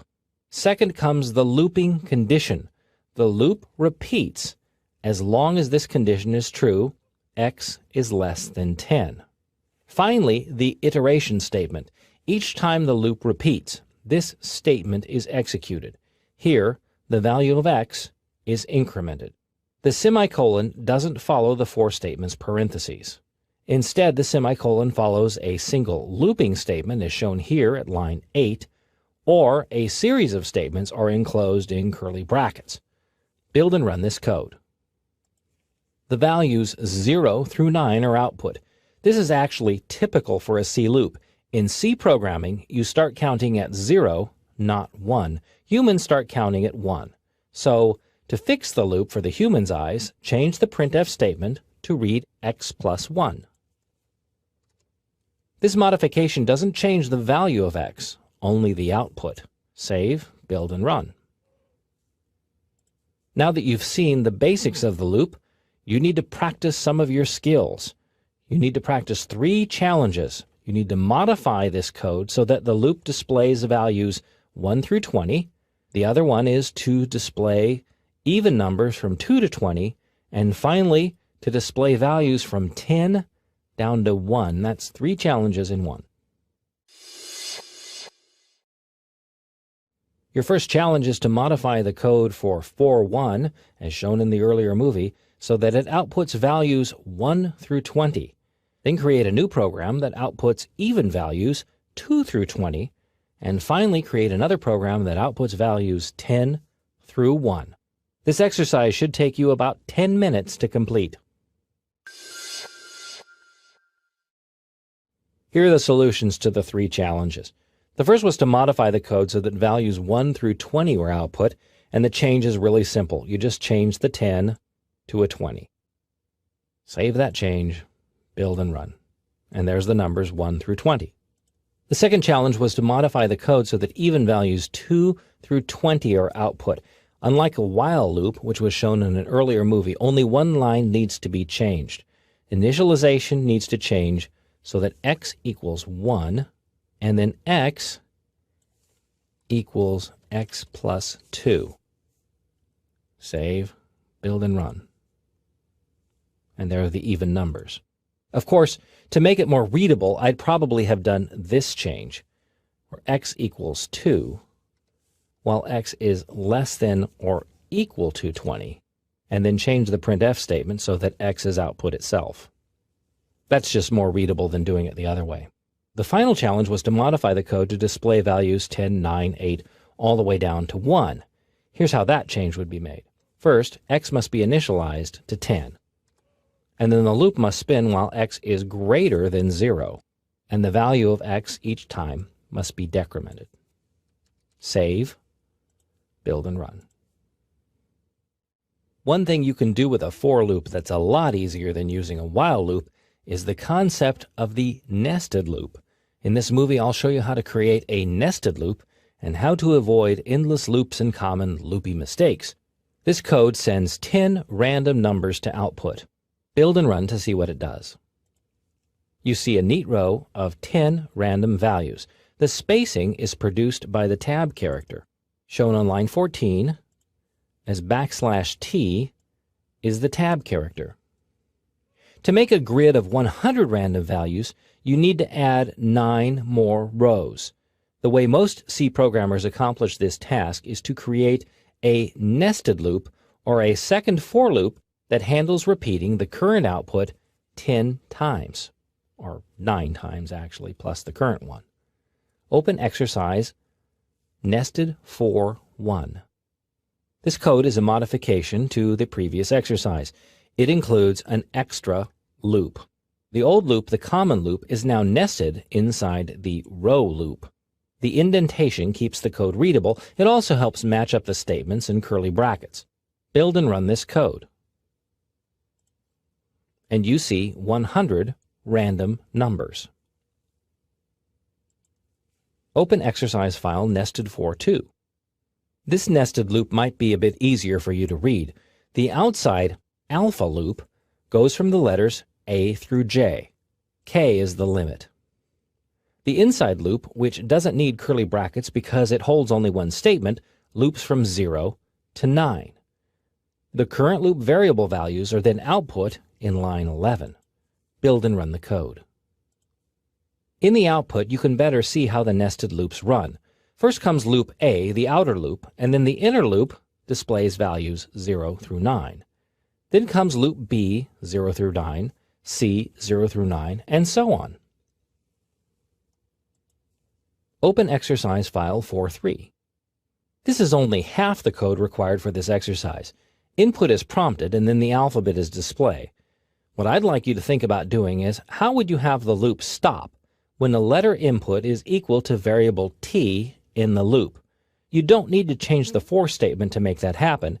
Instead, you need to put statements within the loop that will bust out of the loop when the character is input. The key is to use an if test and follow that with a break statement. Here's the solution. Above line 13, add if t is equals, two equal signs, variable ch, break. If you don't put the two equal signs in there, what you get is an assignment. And in C, assignments always evaluate true. And don't forget the semicolon after the break statement. Save. Build and run. And the alphabet only displays to letter M. I'm going to run it a few more times so you can see what it does. We'll do X. And now we'll do something early like D. One more thing. Remember to check two items in a for statement: the looping condition and the iteration. If either is off, the loop will go on forever. The compiler doesn't check for flaws in logic. That's your job. My tip is to read the for loop statement. Set t equal to character A. While t is less than or equal to character z, increment t. If you changed the condition to just t equals z, for example, it would evaluate true and the loop would run forever. So watch your conditions and your iterations. The C library is brimming with functions. These functions do a lot of things, but perhaps not everything you need for your programs. Therefore, when necessary, you can concoct your own C language functions. In fact, most programs have dozens, if not hundreds, of their own functions. In this movie, I introduce you to the function. You'll see how to set up and prototype a function, how to call or access the function, and how to bail out of a function early. Like everything in the C language, a function has a certain style and various etiquettes must be followed to add a function to your code. A function has a type, a name, and arguments in parentheses. The type is a value returned by the function, its output. The name is a unique name that identifies the function. The arguments are 0, one, or more values passed to the function, its input. Here, the alpha function has no input or output, which is valid in the C language. Therefore, it's a void function. Void is a variable type, which means I have no variable type. Function count is an integer function. It generates or returns integer values. It requires no input and therefore has no arguments. Function hangup returns no value, so it's a void function. It does, however, accept a single character as input. The character is an argument, and it's referenced by variable ch. Before you can use a function, it must be introduced to the compiler. That way the compiler can check its arguments to ensure that it's being used properly. Functions are called by their name, and then parentheses. When a function is called, control passes to the function's statements. Then when the function is over, flow continues with the statement after the function call. This code contains two functions. The main function is required in every C program. You also see the blorf function. Line 3 prototypes the blorf function. This informs the compiler of the function type and arguments. The compiler can confirm that the function is being used properly by checking the prototype. Also, the prototype is a statement. It ends in a semicolon. Line 8 calls the function. It has no arguments, so the parentheses are empty. The function itself is found at line 14. This is effectively a repeat of the prototype minus the semicolon. The statements belonging to the function are enclosed in curly brackets. Build and run the code. To call the function again, you simply specify it again. Duplicate line 8 to line 9. Save, build and run. And the output appears twice. The prototype works like a definition for the function, describing how to use it before it appears in the code. You can avoid specifying a prototype, but only when you write the function before it's used.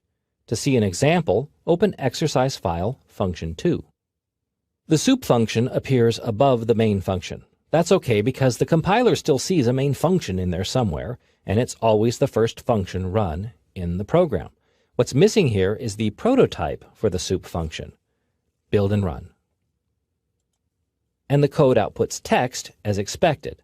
But try this. Move the soup function after the main function. Save. Just build.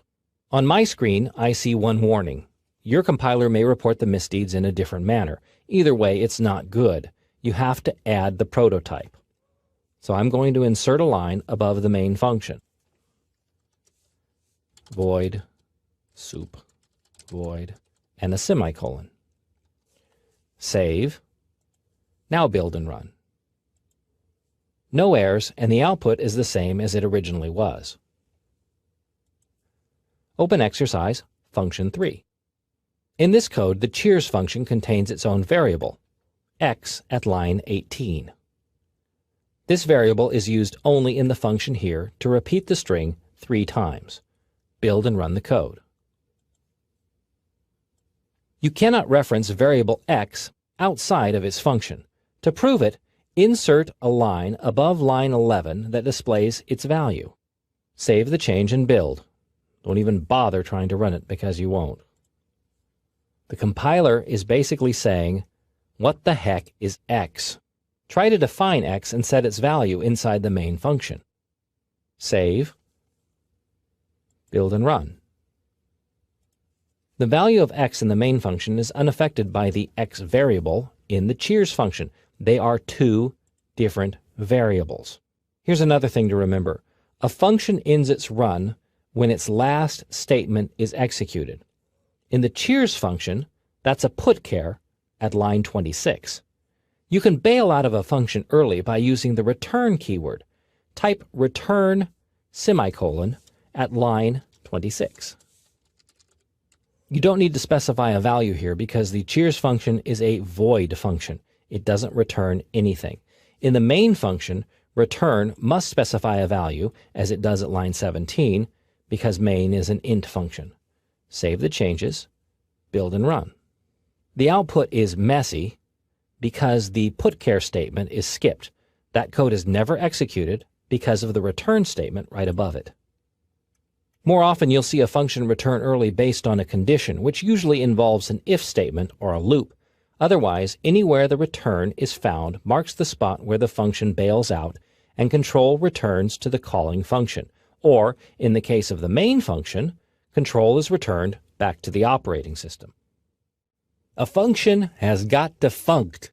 It's that I/O thing again. Sure, a void function is necessary and obviously valid, but most functions chew on input and do something based on that input. In this movie, I explore how functions can deal with arguments or values passed to the function. You'll see how to declare such a function, how it deals with values, and how to pass more than a single value to a function. This code contains the repeat function, which accepts one argument, an integer. Within the function, the integer variable is named count. The function is called at lines 8 and 10, each time with a different argument. Inside the function, a local variable x is declared. It's used in the for statement along with the count variable. Build and run this code. The function can also accept integer variables as arguments. Make these modifications to the code. In the main function, declare integer variables a and b. Assign the value 1 to a and 5 to b. Use a and b in the two repeat functions. Save the changes, build and run. And the output is the same. Open exercise file argument 2. In this code, you see a function that accepts 3 arguments. In this case, 3 floating point values.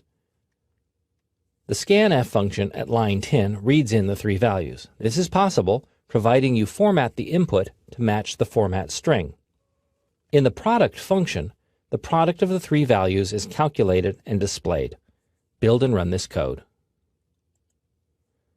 I'm going to type 12, 13, and 15.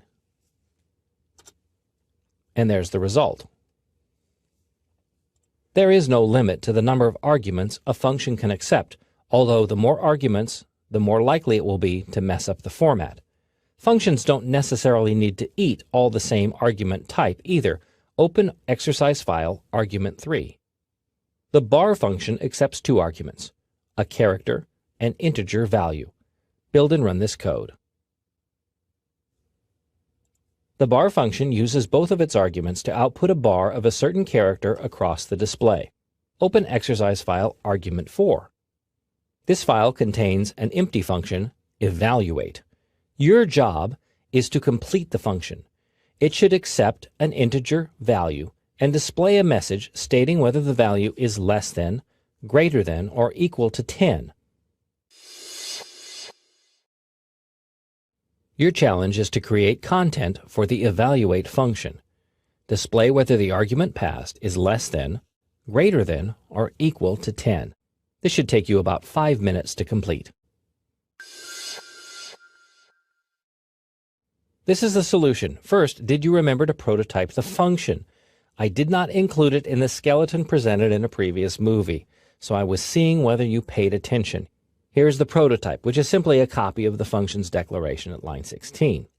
And here's the content I came up with. Now, your function could look like what you see here. You may have done things subtly different, but as long as the code works, then you succeeded. I'm using an if, else structure.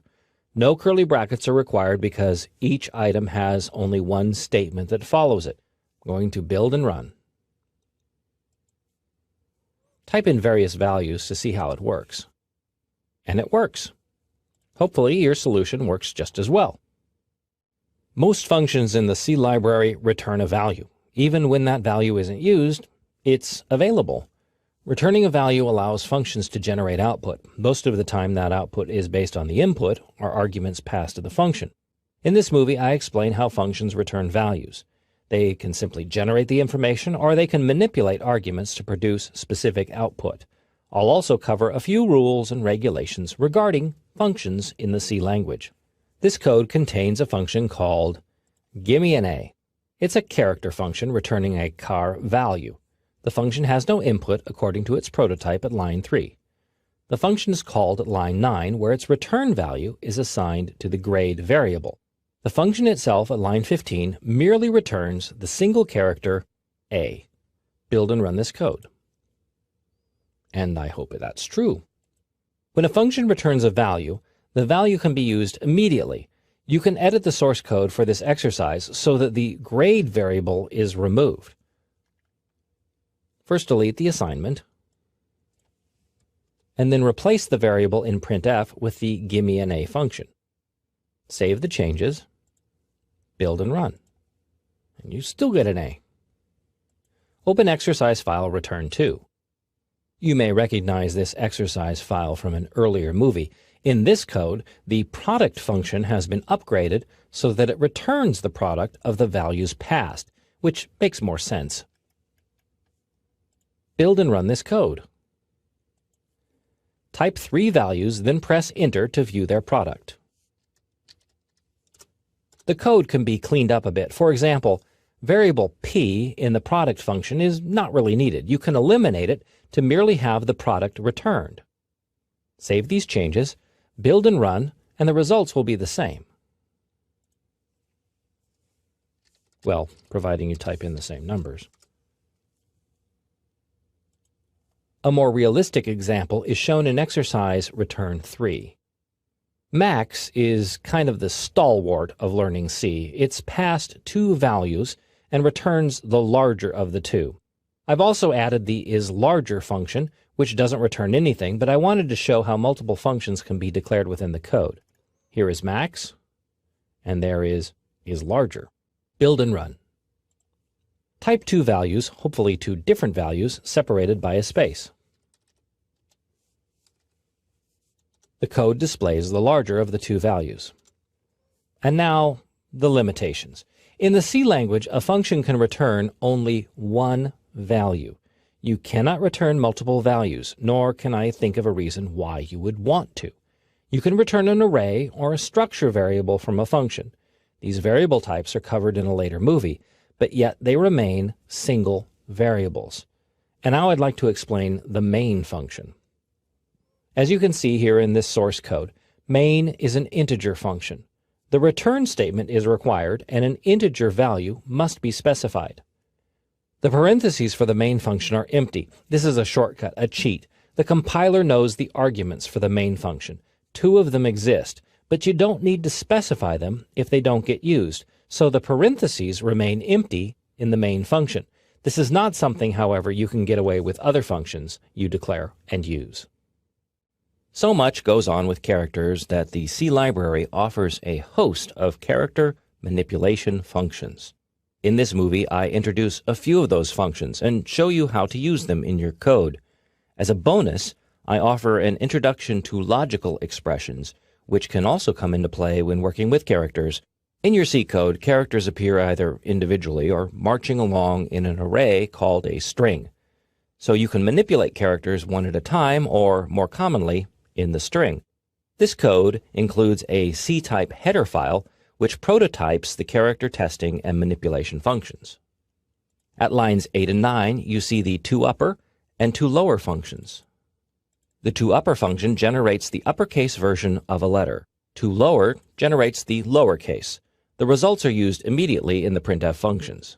Note that these functions require integer values, not characters, so you can display the result by using %c in the printf function, even though they are integer variables. Build and run the code. Big A, little a, what begins with A? As you can see by the output of the final printf statement in line 10, the toUpper and toLower functions did not affect the variable ch. They merely generate an upper or lowercase equivalent. You can use these functions on a string as well. To do that, you must dissect the string in a loop. Open exercise C type 2. Again, an integer variable is used in the toUpper function. Input is processed and converted to uppercase at line 11, then output. You won't see the output until you press the Enter key because the C language is stream-oriented. Build and run the code. Type some text. Press the Enter key. The output is all caps, but note how the punctuation symbols and spaces are unaffected by the toUpper function.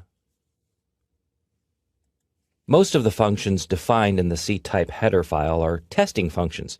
They're used to evaluate the type of character, such as whether it's a letter, number, space, or upper or lower case.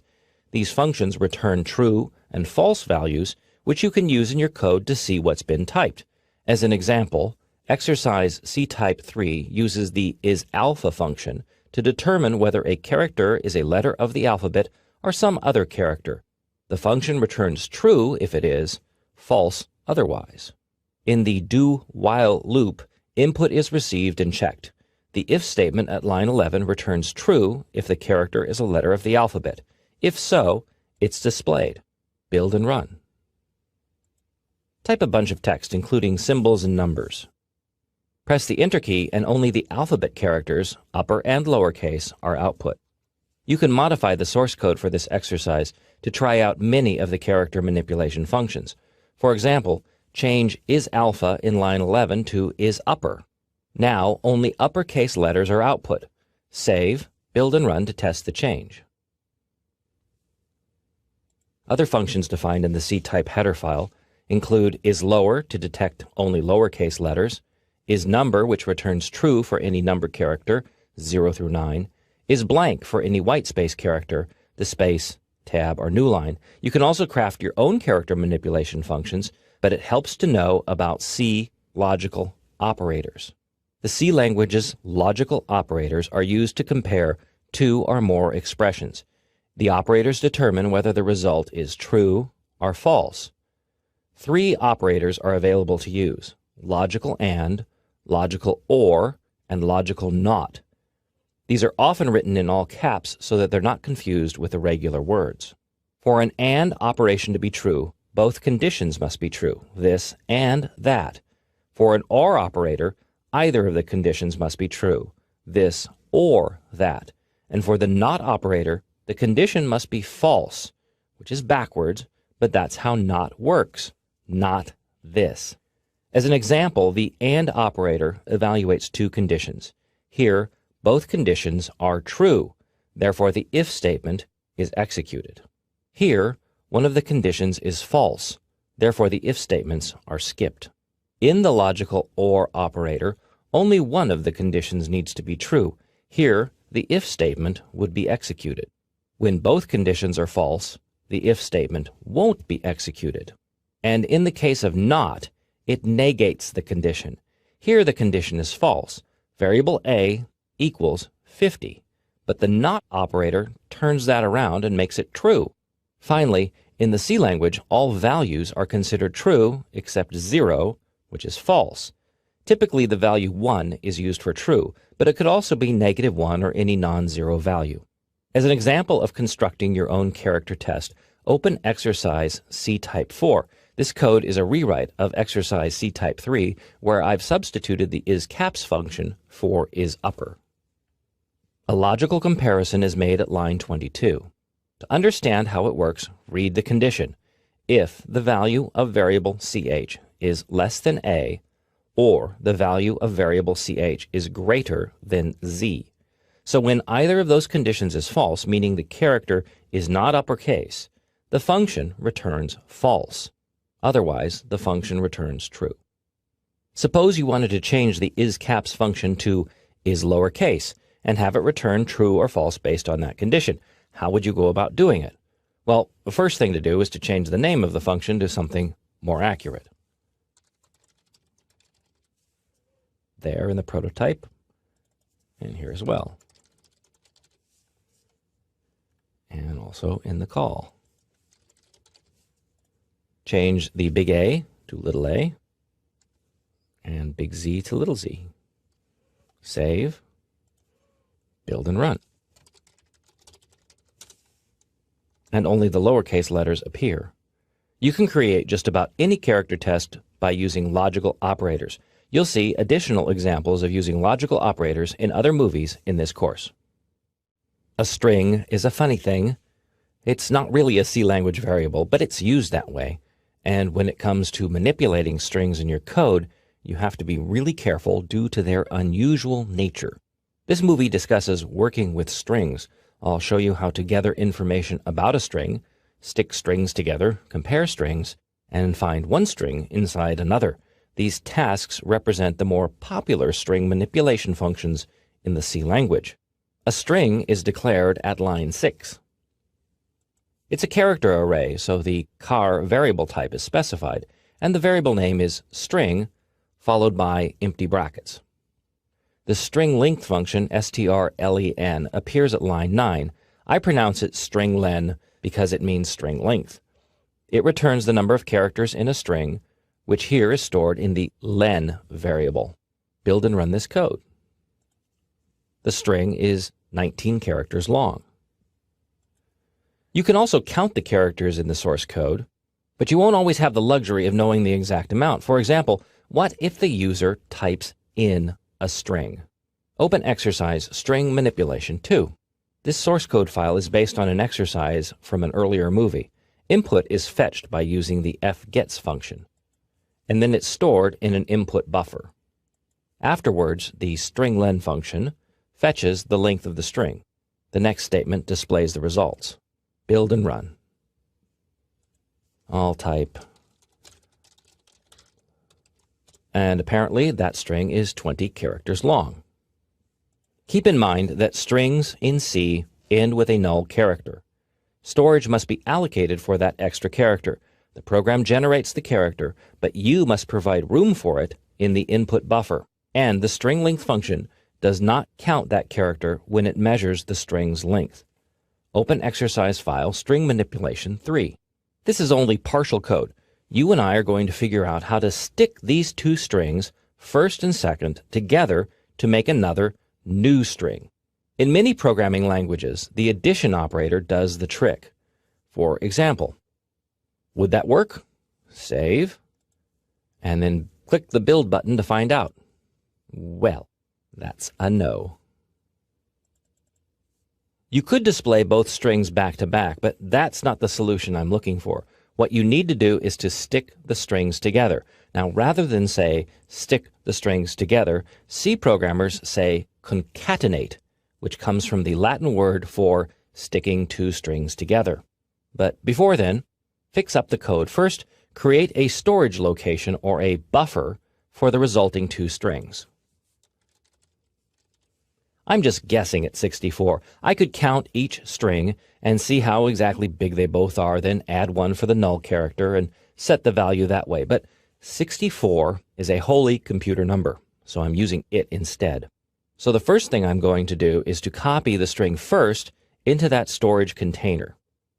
The strcpy, or string copy function, copies one string into another. Here, the string first is duplicated into the storage buffer, and I need to prototype that function. All string functions are declared inside the string.h header file. The next thing to do is to stick the string second onto the end of the storage buffer. This statement tacks the string second onto the end of whatever's in the storage buffer, concatenation, and then finally display the results. Save it, build and run. And it worked. Concatenation. Another popular string function compares two strings. This code uses the strcmp, or string compare function, to compare two strings. The value returned is 0 when both strings are the same. That's one of those weird times where 0 actually means true. Values less than or greater than 0 indicate incorrect matches. Here you'll also notice that the scanf function limits input to only 8 characters. The input matches the 8-character limitation on the buffer. The buffer is 9 characters to account for the null character at the end of the string. Build and run the code. Now try a few passwords before you type the real one, which is secret. Okay.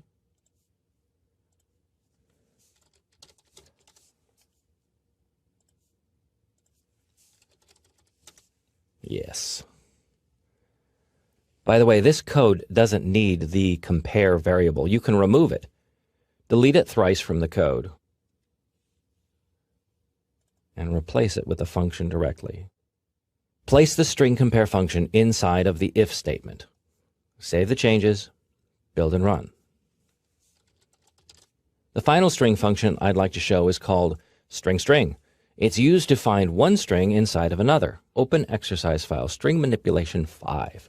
This code uses the string function, which I call string. It's a little weird because you really need to know more about pointers to effectively use this function. That knowledge is gleaned in a later movie. For now, the string function is included as part of the if statement at line 9. It returns a pointer, or the location of the string find me in the string source string. If no match is made, then the value null is returned. Again, null is a pointer thing. Build and run the code. And the string is found. You can alter the text for the string find me to prove that the function actually works.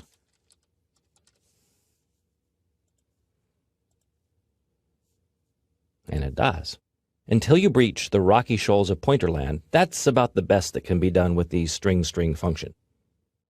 Occasionally, when learning something new, you need to pause and reflect. That's the topic of this movie, pausing and reflecting. Specifically, with regards to variables and values, it's time for me to go back and get you caught up on some things that might have already been seen in an earlier movie, but you have questions about. Plus, I'll introduce a few new concepts, things I feel it's about time you knew, especially if you are new to learning the C programming language. In this movie, I cover creating and using constants. Plus, I offer additional detail on how to use some of the printf function's placeholders. A constant in the C language is different from an immediate value and a variable. It's more like a universal value that doesn't change throughout the code. Constants are values used consistently throughout your source code. They're things that don't change. They're created by the preprocessor define directive. Normally, the constant is written in all caps, letters, and underlines only. Now, when the compiler encounters a constant, it expands it out to its assigned value. In this example, the constant version is created, and it's assigned to the value 3. The compiler converts the word version into the immediate value 3 throughout the code. And remember that preprocessor directives are not C language statements. Don't put a semicolon after the assignment unless you need the semicolon to be a part of whatever's being defined. That hardly ever happens, so just don't add a semicolon. Here is a string constant defined as author. The string must be enclosed in double quotes. This is an example of one constant that uses two other constants to calculate its value. So here, the constant gain grid would equal 120 unless either the rows or columns constants are changed. And they wouldn't be changed in the code, they would be changed in the define statement that you see here. This code is based on an exercise presented in an earlier movie. I've cleaned it up a bit, but now I'm going to set some constants. I'll insert two define directives to set the numbers of rows and columns in the grid. Now I'll change the value 10, used as an immediate value in the loops, to reflect the constants. Save the changes, build and run. The program still outputs 100 random numbers in 10 rows and 10 columns, but now I can easily change that to, say, 20 rows of 7 columns. All I have to do to make that change is to change the constants. I don't have to hunt through the code to find those proper values. That's how constants can save you time. Save, build and run. And now you see 7 columns, 20 rows.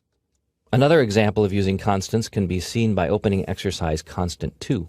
This code is an update to an exercise from an earlier movie. The number of characters to be input is set by the input max constant defined at line 3. The constant is then used to set the buffer size at line 7, and again with the fgets function at line 10.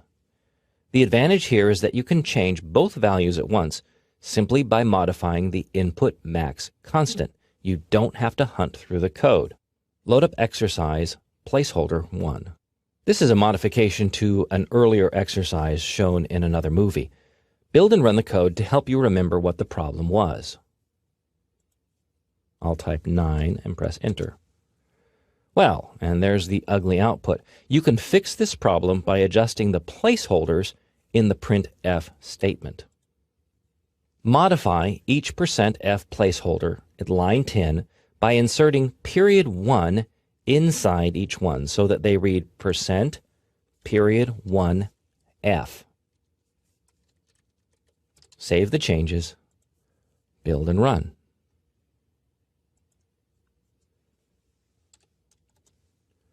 The .1 format limits floating point output to only one digit after the decimal point.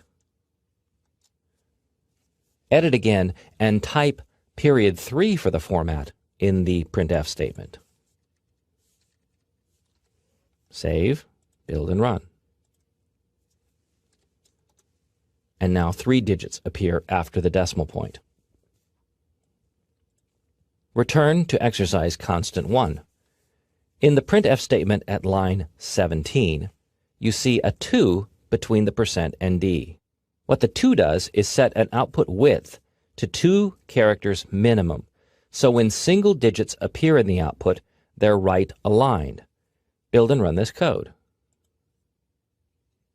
See how single digits are lined up in the output. Now edit the code again and remove the 2. Save, build, and run. Now the single digits don't look right. No one expects them to line up in the tens column. The placeholders have lots of options. These can be sandwiched between the % sign and the letter. I could make dozens of movies to describe them all, but another one to look at is %s, found in the placeholder 2 source code.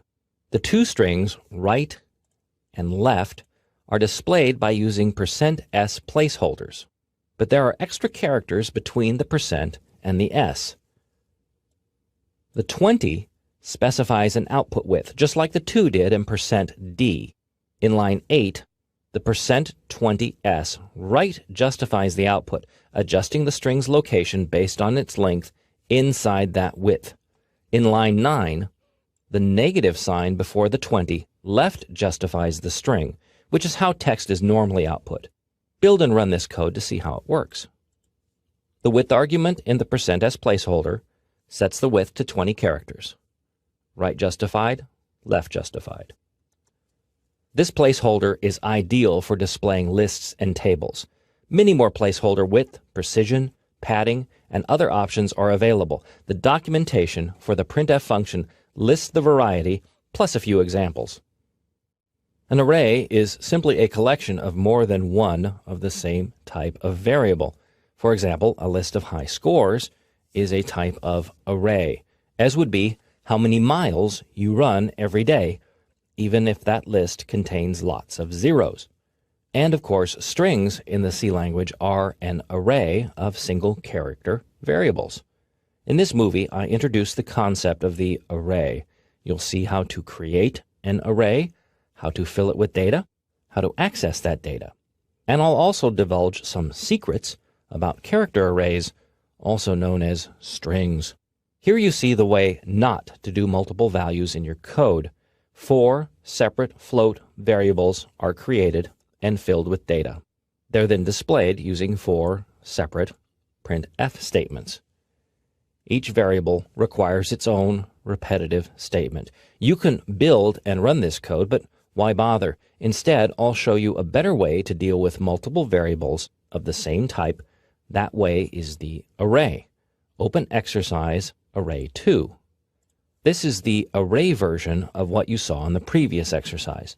The array temps is created at line 5. It contains 4 elements, and each element is assigned in the brackets that follow. The loop at line 9 displays all 4 elements' values by using a single printf function. An array is simply a collection of multiple variables, all of the same type.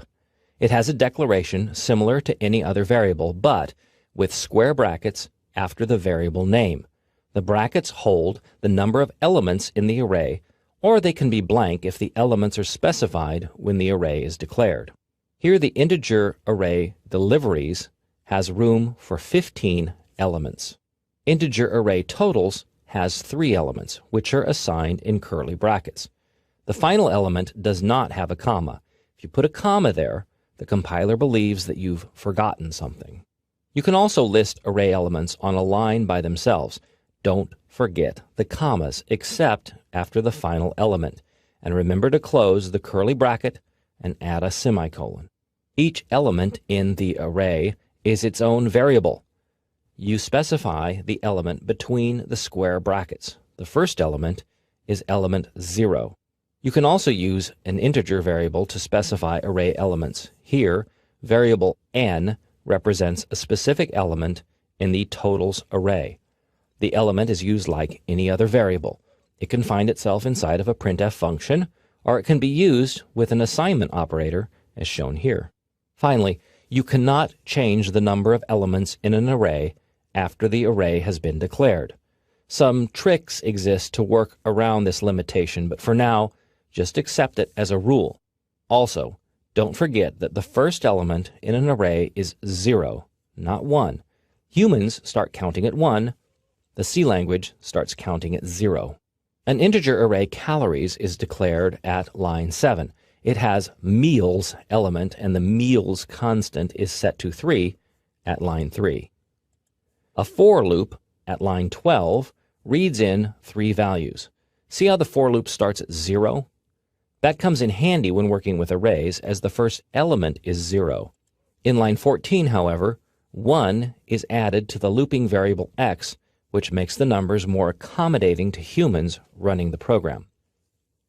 The scanf statement at line 15 reads the values into each array element. An array element is an individual variable, so the ampersand is required. At line 16, the value input is added to the total variable. Build and run the code. I'm going to type some easy numbers so I can confirm the computer's math. Yep, it works. You'll see the variable total is initialized at line 10. That's required. Otherwise, the variable may contain garbage. In C, variables are not initialized until they're assigned a value. Comment out line 10 to prove this. Save, build and run to see if it has any effect.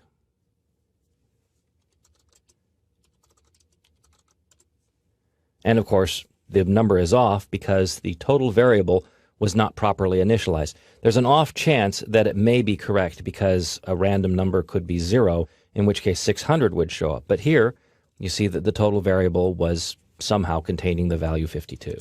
Strings are character arrays. Normally, they're declared by using double quotes. Open exercise array 4. The character array text is declared at line 5.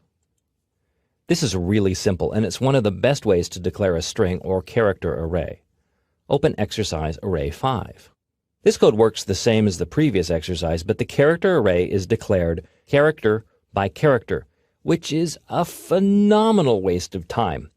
Build and run the code. It works, but it's just too much effort. The code does, however, point out that the final character in all C language strings, which must be specified, is the null character. It's shown here as the escape sequence \0. Now, when you use double quotes to declare a string, the compiler automatically adds the null for you. But when you specify one character at a time, you must remember to add the null. The null comes in handy when you display a string one character at a time. Open array 6. This code displays the string in the hello array one character at a time. The while loop marches through the string until the null character is encountered. It spits out single characters by incrementing variable n as it progresses. Build and run this code. Because the null character evaluates to the false condition in the C language, you can shorten the while decision to this. Make that change in your code, save, build and run. The same output is generated, although the source code is a tad less readable to a beginning programmer. The typical array in the C language is simply a series of variables, all of the same type, marching off together. But not every type of data is a single line. Sometimes you have to deal with a grid. In that case, you enter into the realm of the multi-dimensional array. This movie uncovers the mystery of the multi-dimensional array. You'll learn how to configure such an array and access its values. You'll also see how multi-dimensional arrays apply to strings. To visualize a multi-dimensional array, think of a grid. You have rows and columns. The array is declared at line 8. 2 sets of square brackets are used, one for each dimension in the array. So, grid is an integer array. It's effectively a 2-dimensional array. Lines 12 through 14 use a nested loop to fill each array element with the value 0, initializing the array. In line 14, you see that individual array elements require 2 square brackets as reference. Again, think of each as rows and columns. Then the nested loops starting at line 17 print the array in rows and columns. Build and run the code. The output shows each array element as it would be referenced. So the first one is element 0, 0. That's the first element in both directions. As a thought experiment, how would you modify the code to set the value of the third element in both dimensions to the value 1? Would you change it here or here? I hope you remember that arrays start with element 0, so the third element is actually referenced as grid 2, 2. I'm going to add a line that reads grid 2, 2 equals 1. Save that change, build and run. This is how the value looks, with a value 1 at grid 2.2. If you put a 1 here, you're actually using the fourth element in both dimensions. That's wrong, because you have to remember that all arrays start with element 0, not element 1. Even the pros forget that from time to time, and when you're dealing with 2 dimensions, it gets even worse. You can also conjure up a 2-dimensional character array, as is shown in exercise multi-2. A 2-dimensional character array is simply a collection of strings, but with one important caveat. The array must be dimensioned to handle the largest string. Remember, a 2-dimensional array is a grid. Here, the longest string is 6 letters long, plus 1 element for the null character. That makes 7 elements for each string. And when printing strings from a 2-dimensional character array, you need only specify the first dimension, which is done on line 14. Build and run the code. The C language also offers 3-dimensional arrays and even more dimensions than that. When you create such an array, you need 1 set of brackets for each dimension, and things can get pretty complex in a hurry. For now, concentrate on playing with 2-dimensional arrays. As a thought, whether you believe it or not, if you've been taking this course from the beginning, you have everything you need to know to program a rudimentary tic-tac-toe computer game. Give it a try. Here's your challenge. You need to modify the code from the previous movie, multi-2, and add a string to the array. Add another string. In this case, the string should contain the word Pinocchio, P-I-N-O-C-C-H-I-O. This should take you about 5 minutes to complete. Here's how I'd make the change. First, add the string after Pluto. So add a comma and type Pinocchio. No comma after Pinocchio. Plus, you have to redimension the array. It now has 5 strings, 5 elements in the first direction, and Pinocchio itself is 9 characters long, so you're going to need 10 characters in the grid to handle that null character at the end of the string. So that's the new dimensions, 5, 10, Pinocchio, added at the bottom, and remember to modify the for loop so that it loops 5 times instead of 4. Save, build, and run. Another variable type in the C language is the structure. It's actually a combination of existing variable types, all tied together into a single unit. A structure variable simply has many parts, like a record in a database. This movie presents the concept of the structure. You'll see how to set up a structure, create structure variables, and how to access structure members. I'll demonstrate how to fill data into a structure, as well as the interesting idea of placing one structure inside another. This isn't complete code, of course, but it shows you how a structure can be created in the C language. The keyword struct is followed by the name of the structure. In this case, the name is record.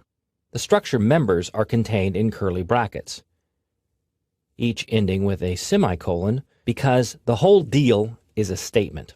The structure members are variable declarations. Inside this structure, you'll find an int and a float member. The int member is named account. The float member is named balance.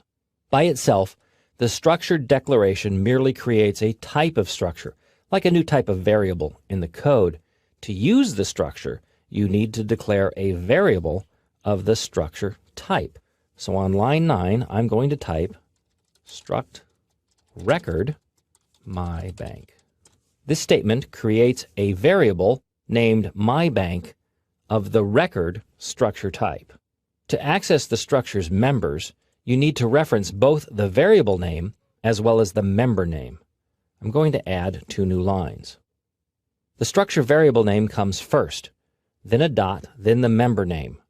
They must be assigned values equal to the variable type, in this case an integer and a floating point value. Save these changes, build and run. And there's the output from each of the variables inside the structure. To create another record structure variable called yourbank, you simply have to echo the existing statements. You can also fill the members in that structure simply by copying these statements and replacing mybank with yourbank. You could also preset the information inside a structure. Open exercise file structure 2. In this code, a structure named person is declared. A variable of the person type is declared at line 9. It's named president. The president structure variable is immediately assigned values. The values match the structure member types and are enclosed in curly brackets. Run this code to ensure that it works. One thing to note in a structure is how you assign a string to a structure member. Open exercise file structure 3. If you can see what's wrong, great. Otherwise, build the code and then check the build log to see the specific error. Incompatible. That's enough. You cannot use the assignment operator with a string. That's because strings are not variables, they're arrays. Here's how to solve it. And remember to add the string header file. Save the changes. Build and run. Now it works. You can insert any variable type into a C language structure, even another structure. Open file structure 4. In this code, you see definitions for 2 structures. The first, date, is defined at line 6. It holds members year, month, and day. The second structure, person, is declared at line 11. It contains a name array, but also the date structure in the form of a birthday variable. A person structure variable friend is declared at line 15. Line 17 through 20, fill the friend variable. String copy is used to assign the string. For the structure member birthday, note how 2 dots are used to fill in the substructure members in lines 18, 19, and 20. That's how it works. That's how structures within structures are referenced. Build and run the code. By the way, most programmers will declare a structure and then create a structure variable in the same statement. You can do that here on line 14. Specify the variable name friend at the end of line 14, then remove line 15. Save the changes, build and run. The output is the same. I prefer not to use this shortcut in my own code in that I find it less readable, but you're free to use it and you'll see it quite frequently in other C code. I've yet to encounter a programmable device that didn't have some sort of internal clock. A computer has a clock, and thanks to the internet, modern computers keep accurate track of the time. When your code needs to access that information, you dip into the C language library's assortment of time functions. In this movie, you'll see how time functions work in the C language. You'll learn how to check the time, read time values, and how to gather information about the current date. This code uses the direct value generated by the time function, as shown by the second argument in the printf function at line 6. You'll see that the placeholder is LD, which is a long integer value, or a very large integer. That's the type of value returned from the time function.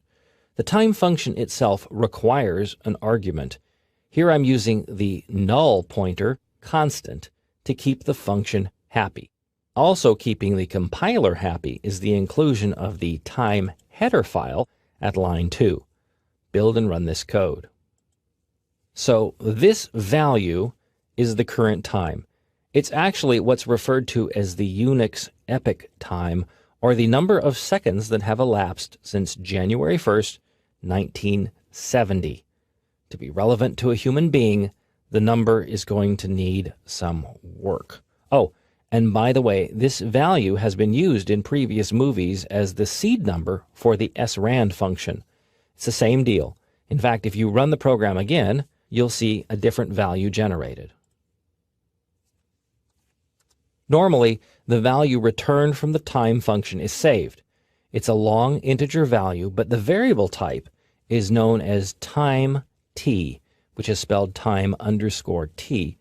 Insert a new line in the code to declare variable now as a time t type. To assign a value to the now variable, you must specify it as an argument in the time function. Yes, that's backwards, but several functions operate that way, including scanf, and like scanf, you must prefix the variable with an ampersand. And change the printf statement so that the variable now appears as the second argument. Save these changes, build and run. And the time is still shown as a big number, but it also shows that you have time left to complete this movie. So moving along, the C library comes with a function that translates time t values into strings. It's called the ctime function. Edit the printf function in this code so that the second argument is now ctime ampersand now, closing paren. Change the LD placeholder to %s. That's because the ctime function generates a string. Save, build and run.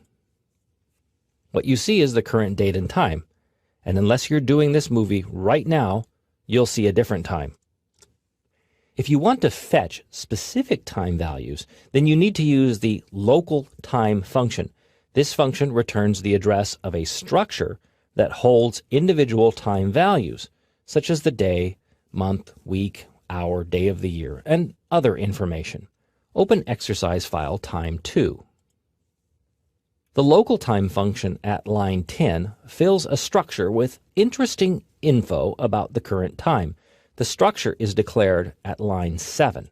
It's a pointer variable, which you'll learn about in a later movie. The local function uses the current time value obtained at line 9. This fills the structure right now, which is the name of the structure. Some of that information available in the structure is displayed in the printf statement starting at line 11. I've split up the arguments on separate lines to make them more readable. But all this stuff is really a single statement. The C language doesn't let any extra spaces in here bother it. 4 values are accessed from the right now structure: the month, the day of the month, the hour, and minutes. These are all members of the right now structure. You see that the period structure member operator isn't used here. This is the member operator used for structure pointer variables. Build and run the code. Now you may notice that the month value is off.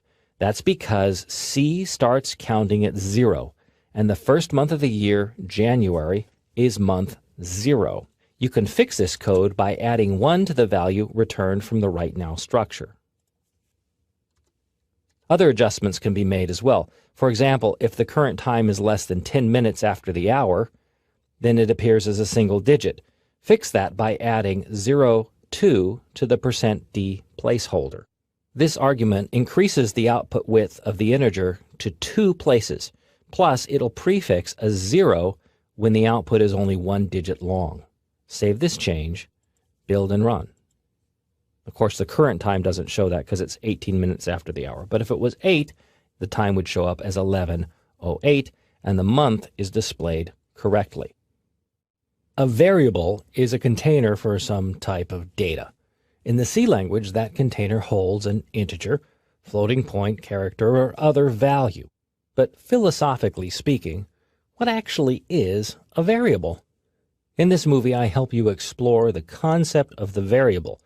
You'll see various ways a variable is described, how to determine its size, and its storage location. In the typical C language variable declaration, you learn 2 tidbits about the variable: its type and its name. Here you see an integer variable declared.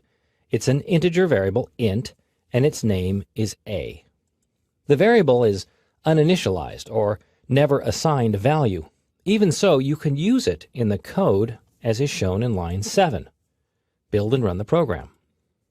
On my screen, the value of a is equal to 50. You might see the value 0, although that's just random. Unlike other programming languages, C does not initialize variables as they're declared. Internally, the program allocates a chunk of memory to store the variable's information. That chunk isn't initialized. It's not set to 0. It's just some location in memory, and whatever value is already there is immediately absorbed by your variable, as shown in the output here. The moral of the story is to always initialize variables before you use them. You can make a fix in this code by adding a line. Save that change, then build and run. Now the output is predictable. You also know something else about the variable: its value. 2 additional tidbits about the variable can be obtained by using special C language operators. The first is the size of operator. Size of is a keyword, but it's considered an operator. What it does is to return how many bytes of storage are used by a specific variable. That information may seem trivial, but it does come into play often in the C language. Open exercise file var2. Variable a is not initialized here, but that's not an issue because it's not used. The size of operator is used in the printf state. The size of operator simply evaluates variable a as an int variable to return the storage space it occupies. The size of operator returns a long, unsigned integer value. The placeholder required for that value is %lu. Build and run. On this system, an integer occupies 4 bytes of storage. That's typical today, but 20 years ago, an integer used only 2 bytes of storage. Change int to char in the code, both at line 5 and in line 7 in the printf function. Save, build and run. A character occupies only 1 byte of storage. Now change to float to see how big that variable type is. Save, build and run. On this system, a floating point variable occupies 4 bytes of storage. A long integer or long int value is designed to store really huge integers. To see how big it is, change float to long in the code. Save, build and run. On this system, a long integer occupies 4 bytes of storage, which is the same as for a regular integer.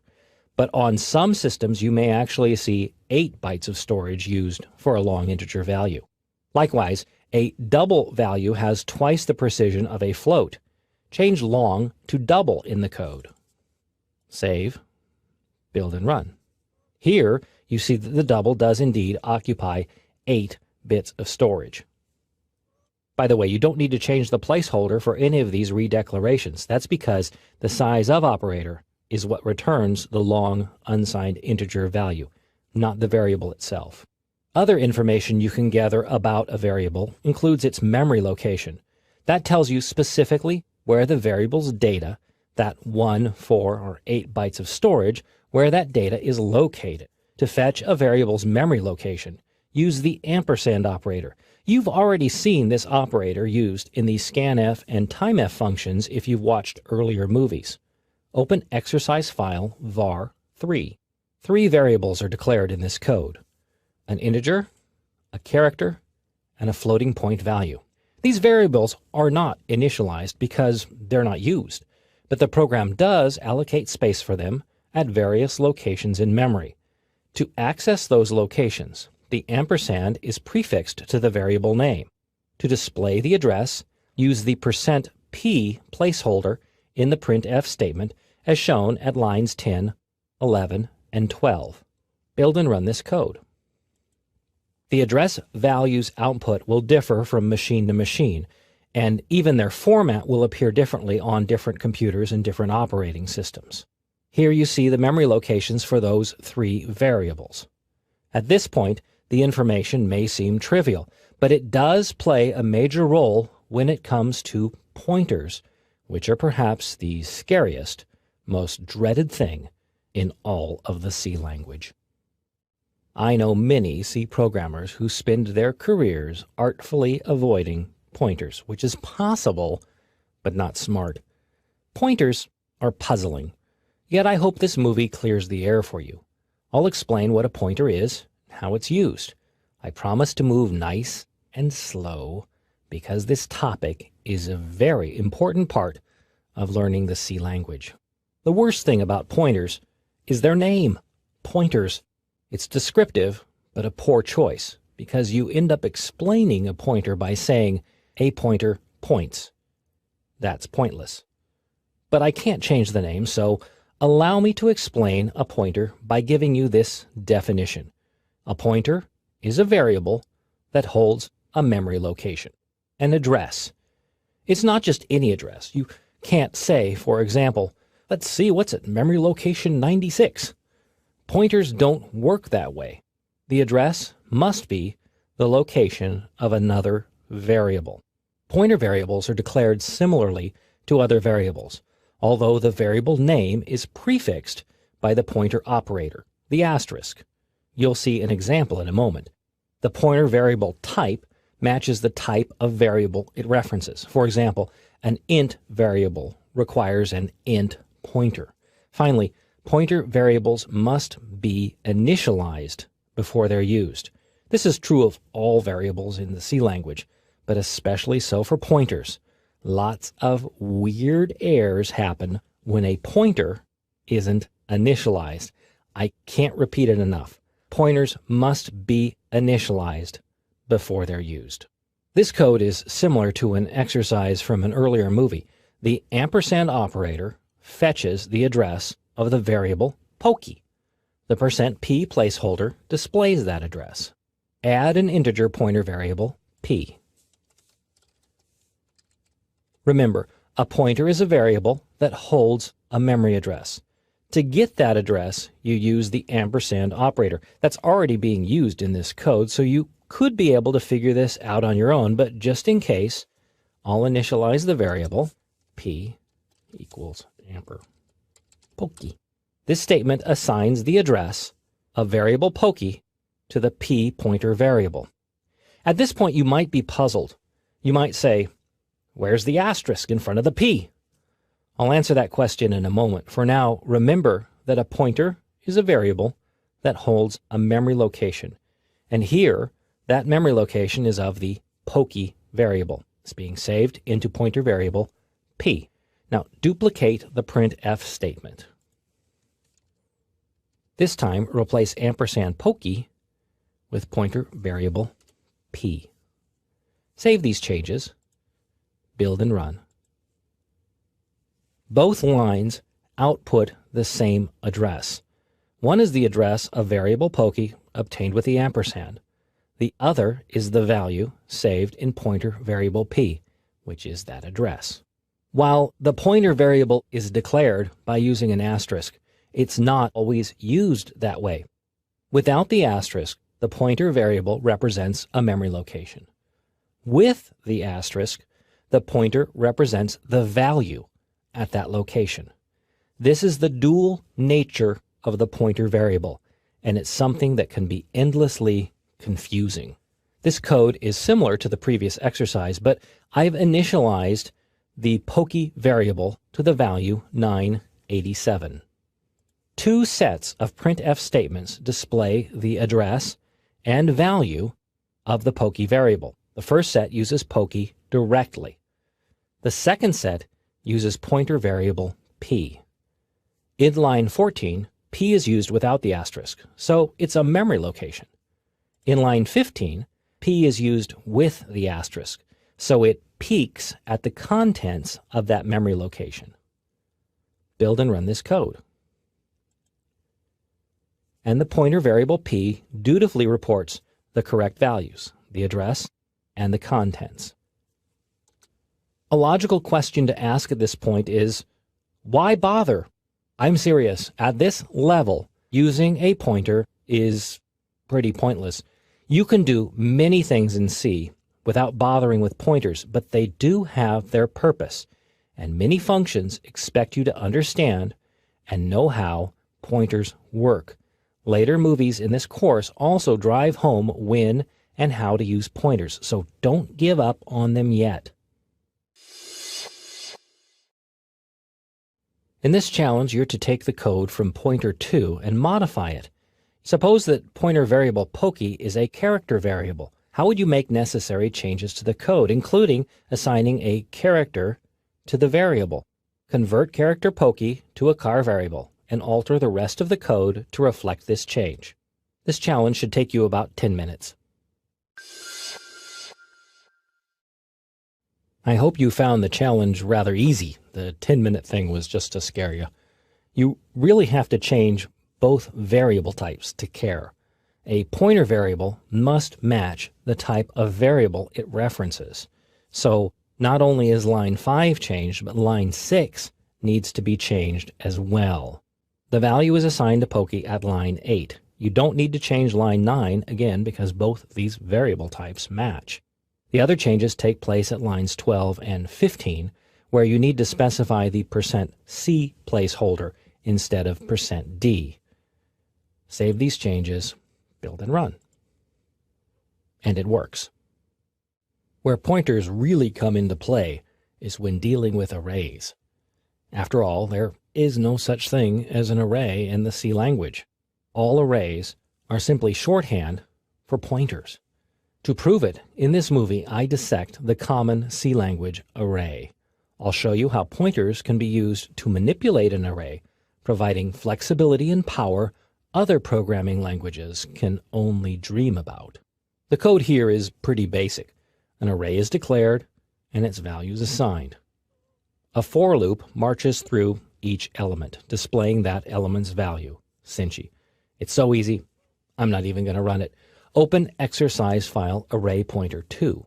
This is pretty much the same code, but a pointer is used to display the array's values. The a pointer variable is declared at line 7. It's initialized at line 9. An ampersand isn't needed here because, as I said in an earlier movie, arrays are all shorthand for pointers, so the array name is really a memory location. In the for loop, the APTR variable is used with the asterisk so that the value at the memory location is fetched. During the loop's first iteration, the value is the same as the 0th element in the array. And look at line 14. The APTR pointer variable is incremented. In this format, the pointer variable is a memory location. So the memory location is incremented, but by how much? Because APTR is an integer pointer, the memory address it holds is incremented by the size of an integer variable, the storage space that variable uses in memory. Conveniently, that happens to be the location of the next element in the array. Build and run the code. And it works. The output is the same as it would have been for the previous exercise had you bothered to build and run that code. The pointer variable is used to march through the array. The advantage here is that pointers can be used to manipulate array data, and pointers are variables. Go back to the first source code file, array pointer 1. Add a new line below 9.6 to create the pointer variable. And initialize the variable as was done in the other exercise. Now, the tricky statement. Set the value for the third element to 0 by using the pointer variable. The pointer variable is already referencing the first element in line 9. To reference the third element, you need to add 2 to its value. And to assign that memory location the value 0, you use the asterisk operator. The rest of the code can remain the same. Save, build and run. And the third element is now 0. It has been manipulated by using a pointer. Most C language programmers will combine the statements at line 10 and 11 into a single line. It looks like this. You need to use parentheses because the pointer location math must happen before the asterisk references the value. Save the changes, build and run. And the output is the same. You'll see this type of shorthand notation used a lot. The main reason is that it doesn't affect the value of the APTR pointer variable, which still references the base address of the array. Perhaps the best way to demonstrate pointer and array manipulation is to use strings instead of numeric arrays. Open exercise array pointer 3. In addition to declaring a string as a character array, you can also declare a string as a char pointer variable. The compiler makes the assignment, but the variable created is a pointer. In this code, the pointer variable is used, just like an array name, here in the puts function. Build and run to confirm that this approach is not crazy. Now this begs the question that if you're afraid of pointers, how would you display this string one character at a time? Open exercise array pointer 4. Yes, this is the chicken way to do it. And it works because array notation is simply shorthand for pointers. In fact, many C programmers would do exactly as you see here, which is to use array notation to display the string. Build and run. It works, but this approach is not why you're taking this course. I'm going to replace the array notation with pointers. All you need is only one pointer, which I'll call PTR, and you don't need an X. No ampersand is needed here because string is already a pointer. It holds a memory location. To examine a character at a memory location, the asterisk operator is used. So the while loops condition becomes, that's it. Ditto for the putchar function. And then you increment the memory location, which is, so these two represent characters, and this represents a memory location, marching through the string. Save the changes, build and run. And the output is still the same. Now you could go one step further if you like and not even use the PTR variable. I'll make the necessary modifications in the code. Save, build and run. The issue here is that once you change the string variable, you lose its base location in memory. For this code, that's not an issue, but for other situations, it could present a problem. One of the places you'll see pointers used the most, and something you truly can't avoid in the C language, is where a function requires or returns a pointer value. It happens a lot. This movie helps you deal with pointer functions, even create your own. You'll see how pointers are used in functions, how to pass a pointer to a function, and how to return a pointer from a function. You've already seen pointers used in functions in this course. You probably just didn't recognize that's what was happening. The scanf function uses pointer values, specifically memory locations of the variables it reads. The ampersand in line 8 reads the address of variable 8 and sends that address to the scanf function. And you know scanf's return value isn't used in the function. Instead, the function simply uses a pointer to assign the value to the variable x directly. Clever, huh? In exercise scanf2, which I have on the screen here, the ampersand is not required for the name variable. Why? Because name is an array, and arrays are pretty much pointers in disguise. The ampersand isn't needed. You can concoct your own functions that use pointers. You need to specify a pointer as an argument or as the return value. Open exercise file pfunction1. The function -10 is prototyped at line 3. It accepts a pointer variable as its argument. Pointer variable is a memory location, so it accepts the address of a variable as the argument. The address of variable value is passed to the function at line 10. The ampersand operator is what fetches the address. In the function, the asterisk operator is used to change the value of the variable passed. Nothing needs to be returned because the variable's value is directly accessed in memory. Build and run the code. The variable's value is affected by the function, even though only its address was passed to the function and the function didn't return anything.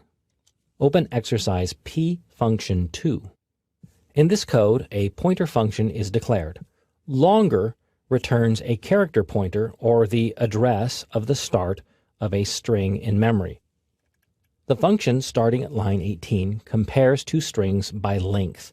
The longer string is returned, or I should say, its address is returned. The string itself never really makes it to the function, only its address. The address returned by the longer function is stored in the result pointer. It's then output at line 13. Build and run this code.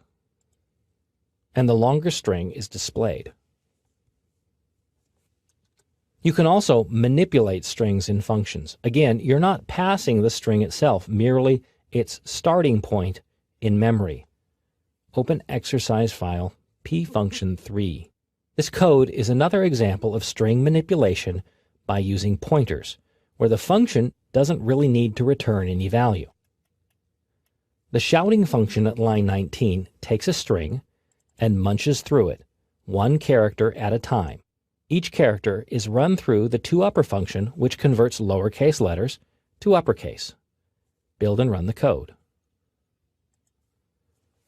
Type something like, "I'm not shouting,"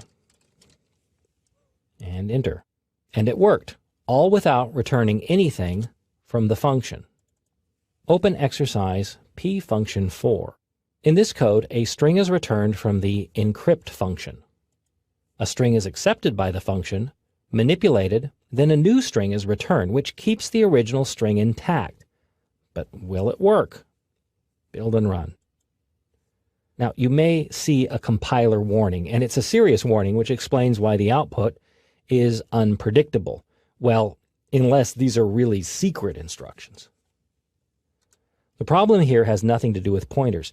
It's an old situation I explained in an earlier movie on functions. That is, all variables used inside a function are local. When the function is done, its variables are tossed aside. This holds true for the encrypt function with the output array. To fix the problem, you need to use the static keyword. Insert the word static before the variable declaration on line 17. The program now retains the content of the array, the string, when the function is done. It stays static, which means unchanging. Save, build and run. Only the address of the string is returned by the encrypt function. The rest of the characters exist in memory and are accessed by the printf function.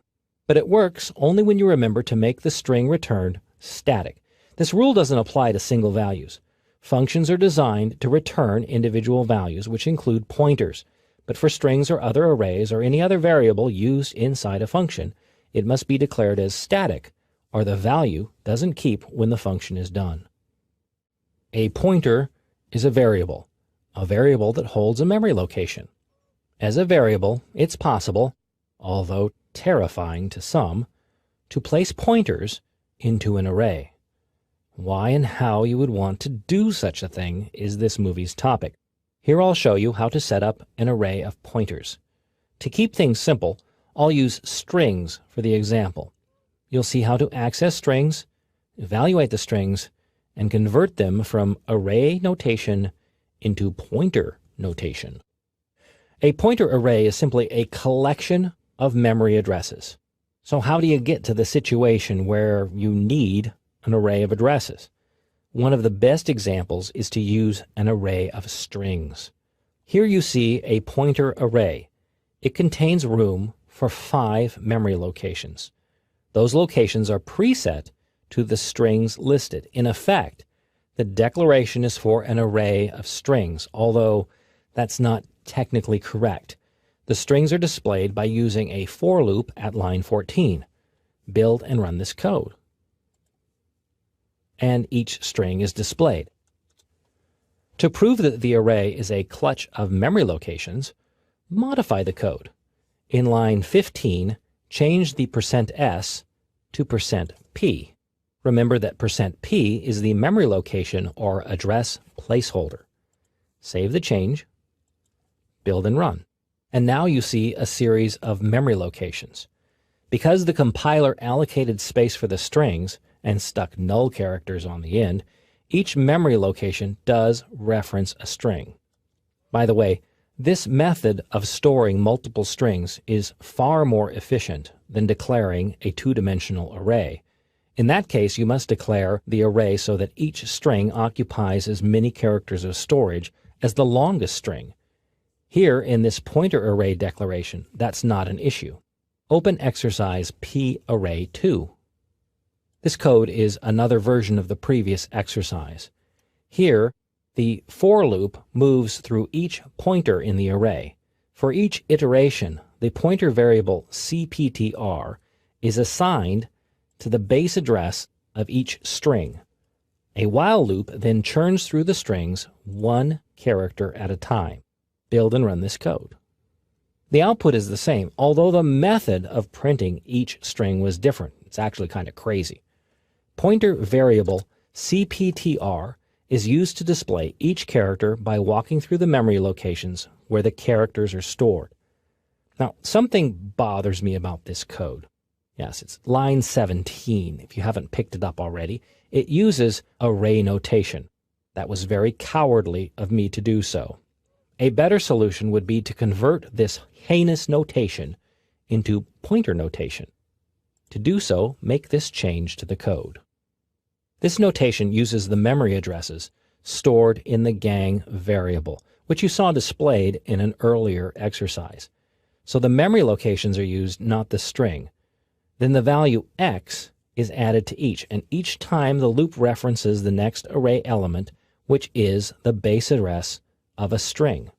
It has to be enclosed in parentheses because the memory location is manipulated first, and then the contents of that location, the asterisk fetches the string, is referenced later. Save this change, build and run. The output is the same. More can be done with pointers here, and I could broach upon the topic of pointers to pointers and all that double asterisk notation, but that's more of a topic for an advanced course. In fact, here's a tip. When you see the dreaded double asterisk pointer notation, it's almost always a sign that you're dealing with an array of strings, or specifically, an array of memory locations for each of those strings.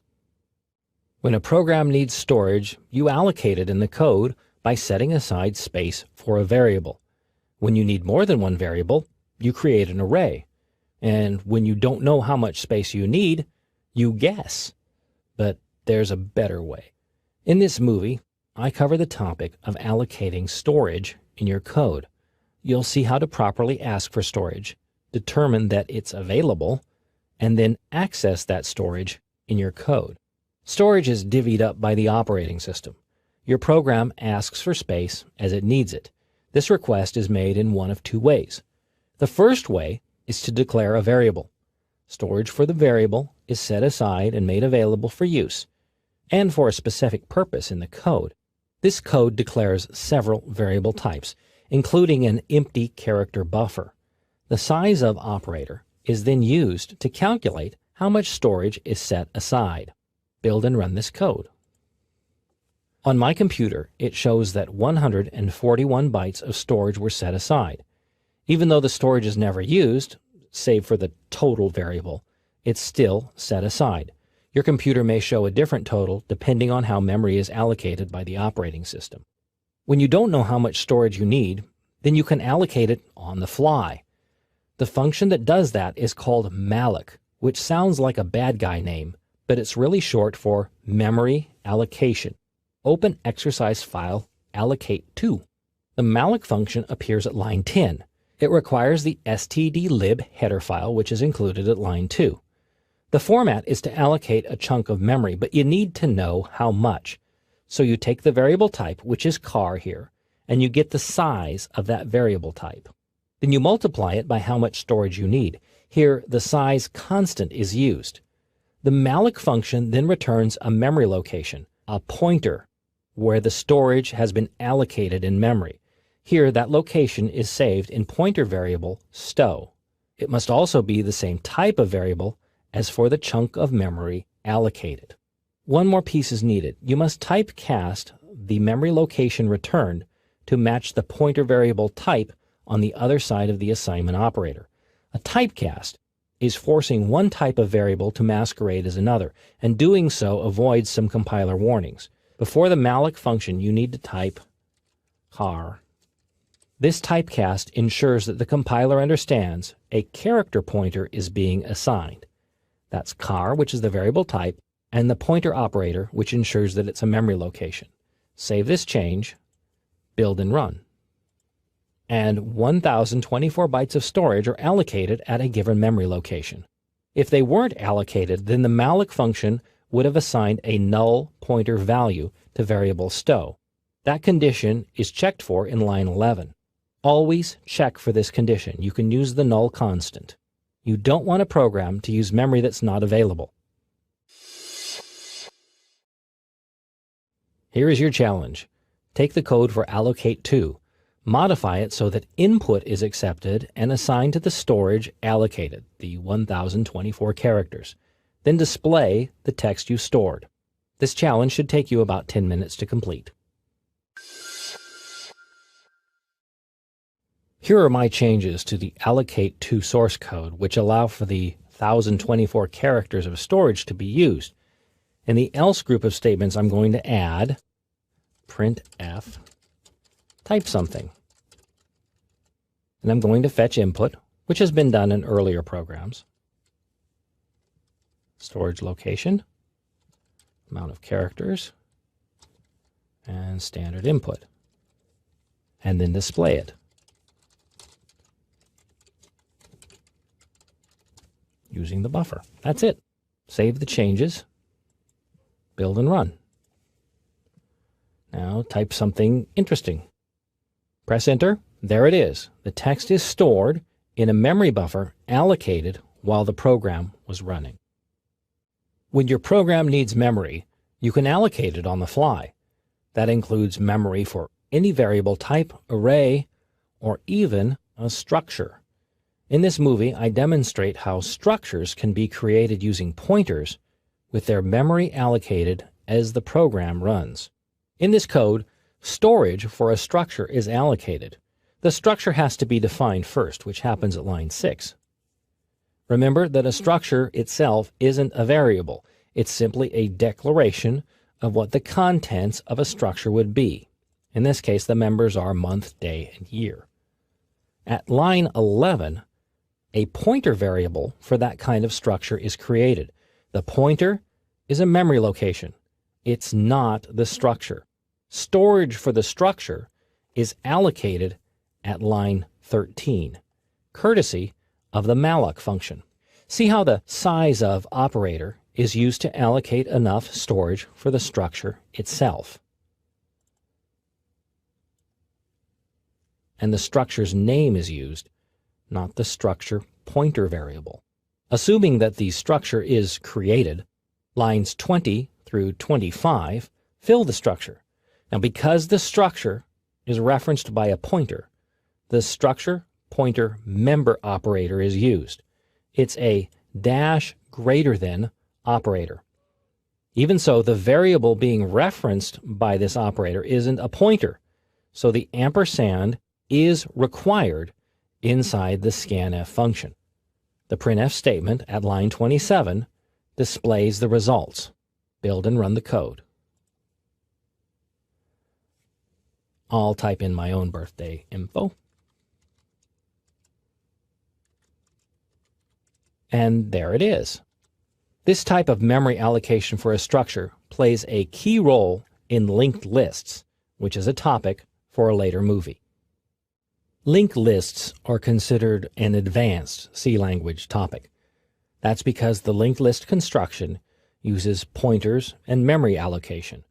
It's also a bit crazy to describe, so I will be patient. In this movie, you'll see how a linked list is set up and configured. I'll demonstrate how it's used and how to access its members. All this will be shown one step at a time, so hang on. In this code, the stats structure is defined. A pointer to that structure is declared at line 10. Memory is allocated for the structure at line 14. The structure is filled on lines 22 through 24. Finally, the printf statement starting at line 27 displays the structure's values. Build and run this code. I'll type in a pitiful amount. And it works. Say you wanted to create more of these structures by allocating additional chunks of memory. You could put them into an array. An array of structures is something that's completely possible in the C language. But how big would you make the array? If you run a bank and you need this code to keep track of the accounts, you obviously don't want to keep paying a programmer to continuously make the array larger. Instead, you can dynamically increase the number of structures by allocating space for new structures. The problem is how to keep track of the structures. Here's the secret. Open exercise file linked list 2. In this code, another member is added to the stats structure. It's a pointer to another stats structure shown in line 9. That pointer is assigned a memory location for another structure at line 26. The other structure isn't created in this code, but there's room for it, and it could be filled in with information, but not yet. Build and run this code. It runs no differently from the preceding example, but memory has been allocated for a new structure. The problem that you run into at this point is repetitive code, specifically lines 15 through 20 and lines 26 through 31. When you see that type of thing, it's begging for a function. Open exercise file linked list 3. The first thing I did with this code is to make the declaration of the stats structure a global variable. A global variable is a variable that can be accessed in any function. For a linked list, the structure pretty much has to be global because all the functions in the code need to know the structure's definition. Now, you can make any variable a global variable simply by defining it outside of any other function, usually at the top of the code before the main function. Do, however, avoid the temptation to make all the code's variables global. That works, but it's bad programming practice. Now, I've written the create function, which allocates storage for one stats structure. It's found at line 25. The memory is allocated, and its location is returned from the function. If not, the program quits. The exit function at line 34 causes the program to immediately stop. Control returns to the operating system. This function is prototyped in the stdlib header file, and it carries an argument that's passed to the operating system similar to the return statement in the main function. Back in the main function, 3 structure pointer variables are declared, each of which is used in the linked list, but not currently in this code. First always holds the address of the first structure in the list. It's the base of the linked list. Current is the structure currently being manipulated. New is used when new structures are created. Now the word new is a keyword in the C++ language, which is why it's highlighted here. It's not a keyword in the C language. Now, if it is highlighted in the editor and people tell you not to use it, they're wrong. As long as you compile in C code, you're okay. If you're going to go back and forth, you'll probably need a new name for that variable. The code does a little bit more than simply allocate space for a structure. It doesn't generate any output. You could build it and run it, but instead open exercise file linked list 4. The addition here is the fill structure function, starting at line 29. It fetches information for a newly created structure. For the next pointer, null is assigned. That's okay. In fact, later you'll see how null marks the end of the linked list. Also, you see in line 23 how this function is called with the current pointer as an argument. That variable references the current record in the linked list. For the first record, current and first are the same as shown in line 21. For now, build and run this code. One record is input, nothing is output. That's not a linked list, so more modifications are needed. Open exercise file linked list 5.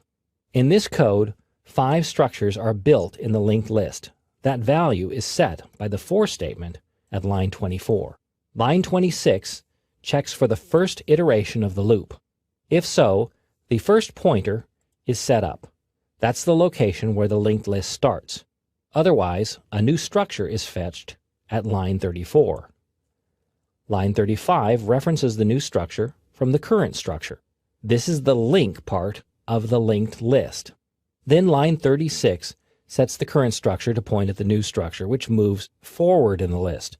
That structure is then filled with data, and the loop repeats.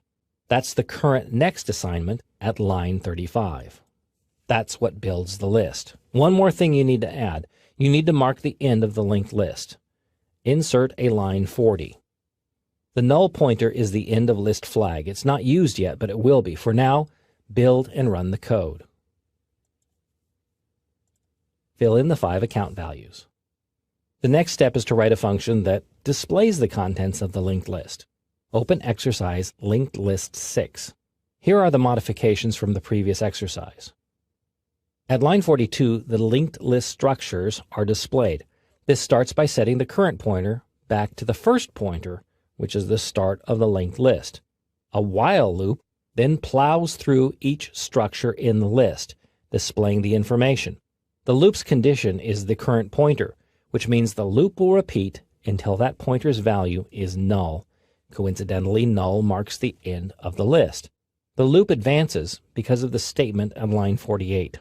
The current pointer is updated to point at the next structure in the list.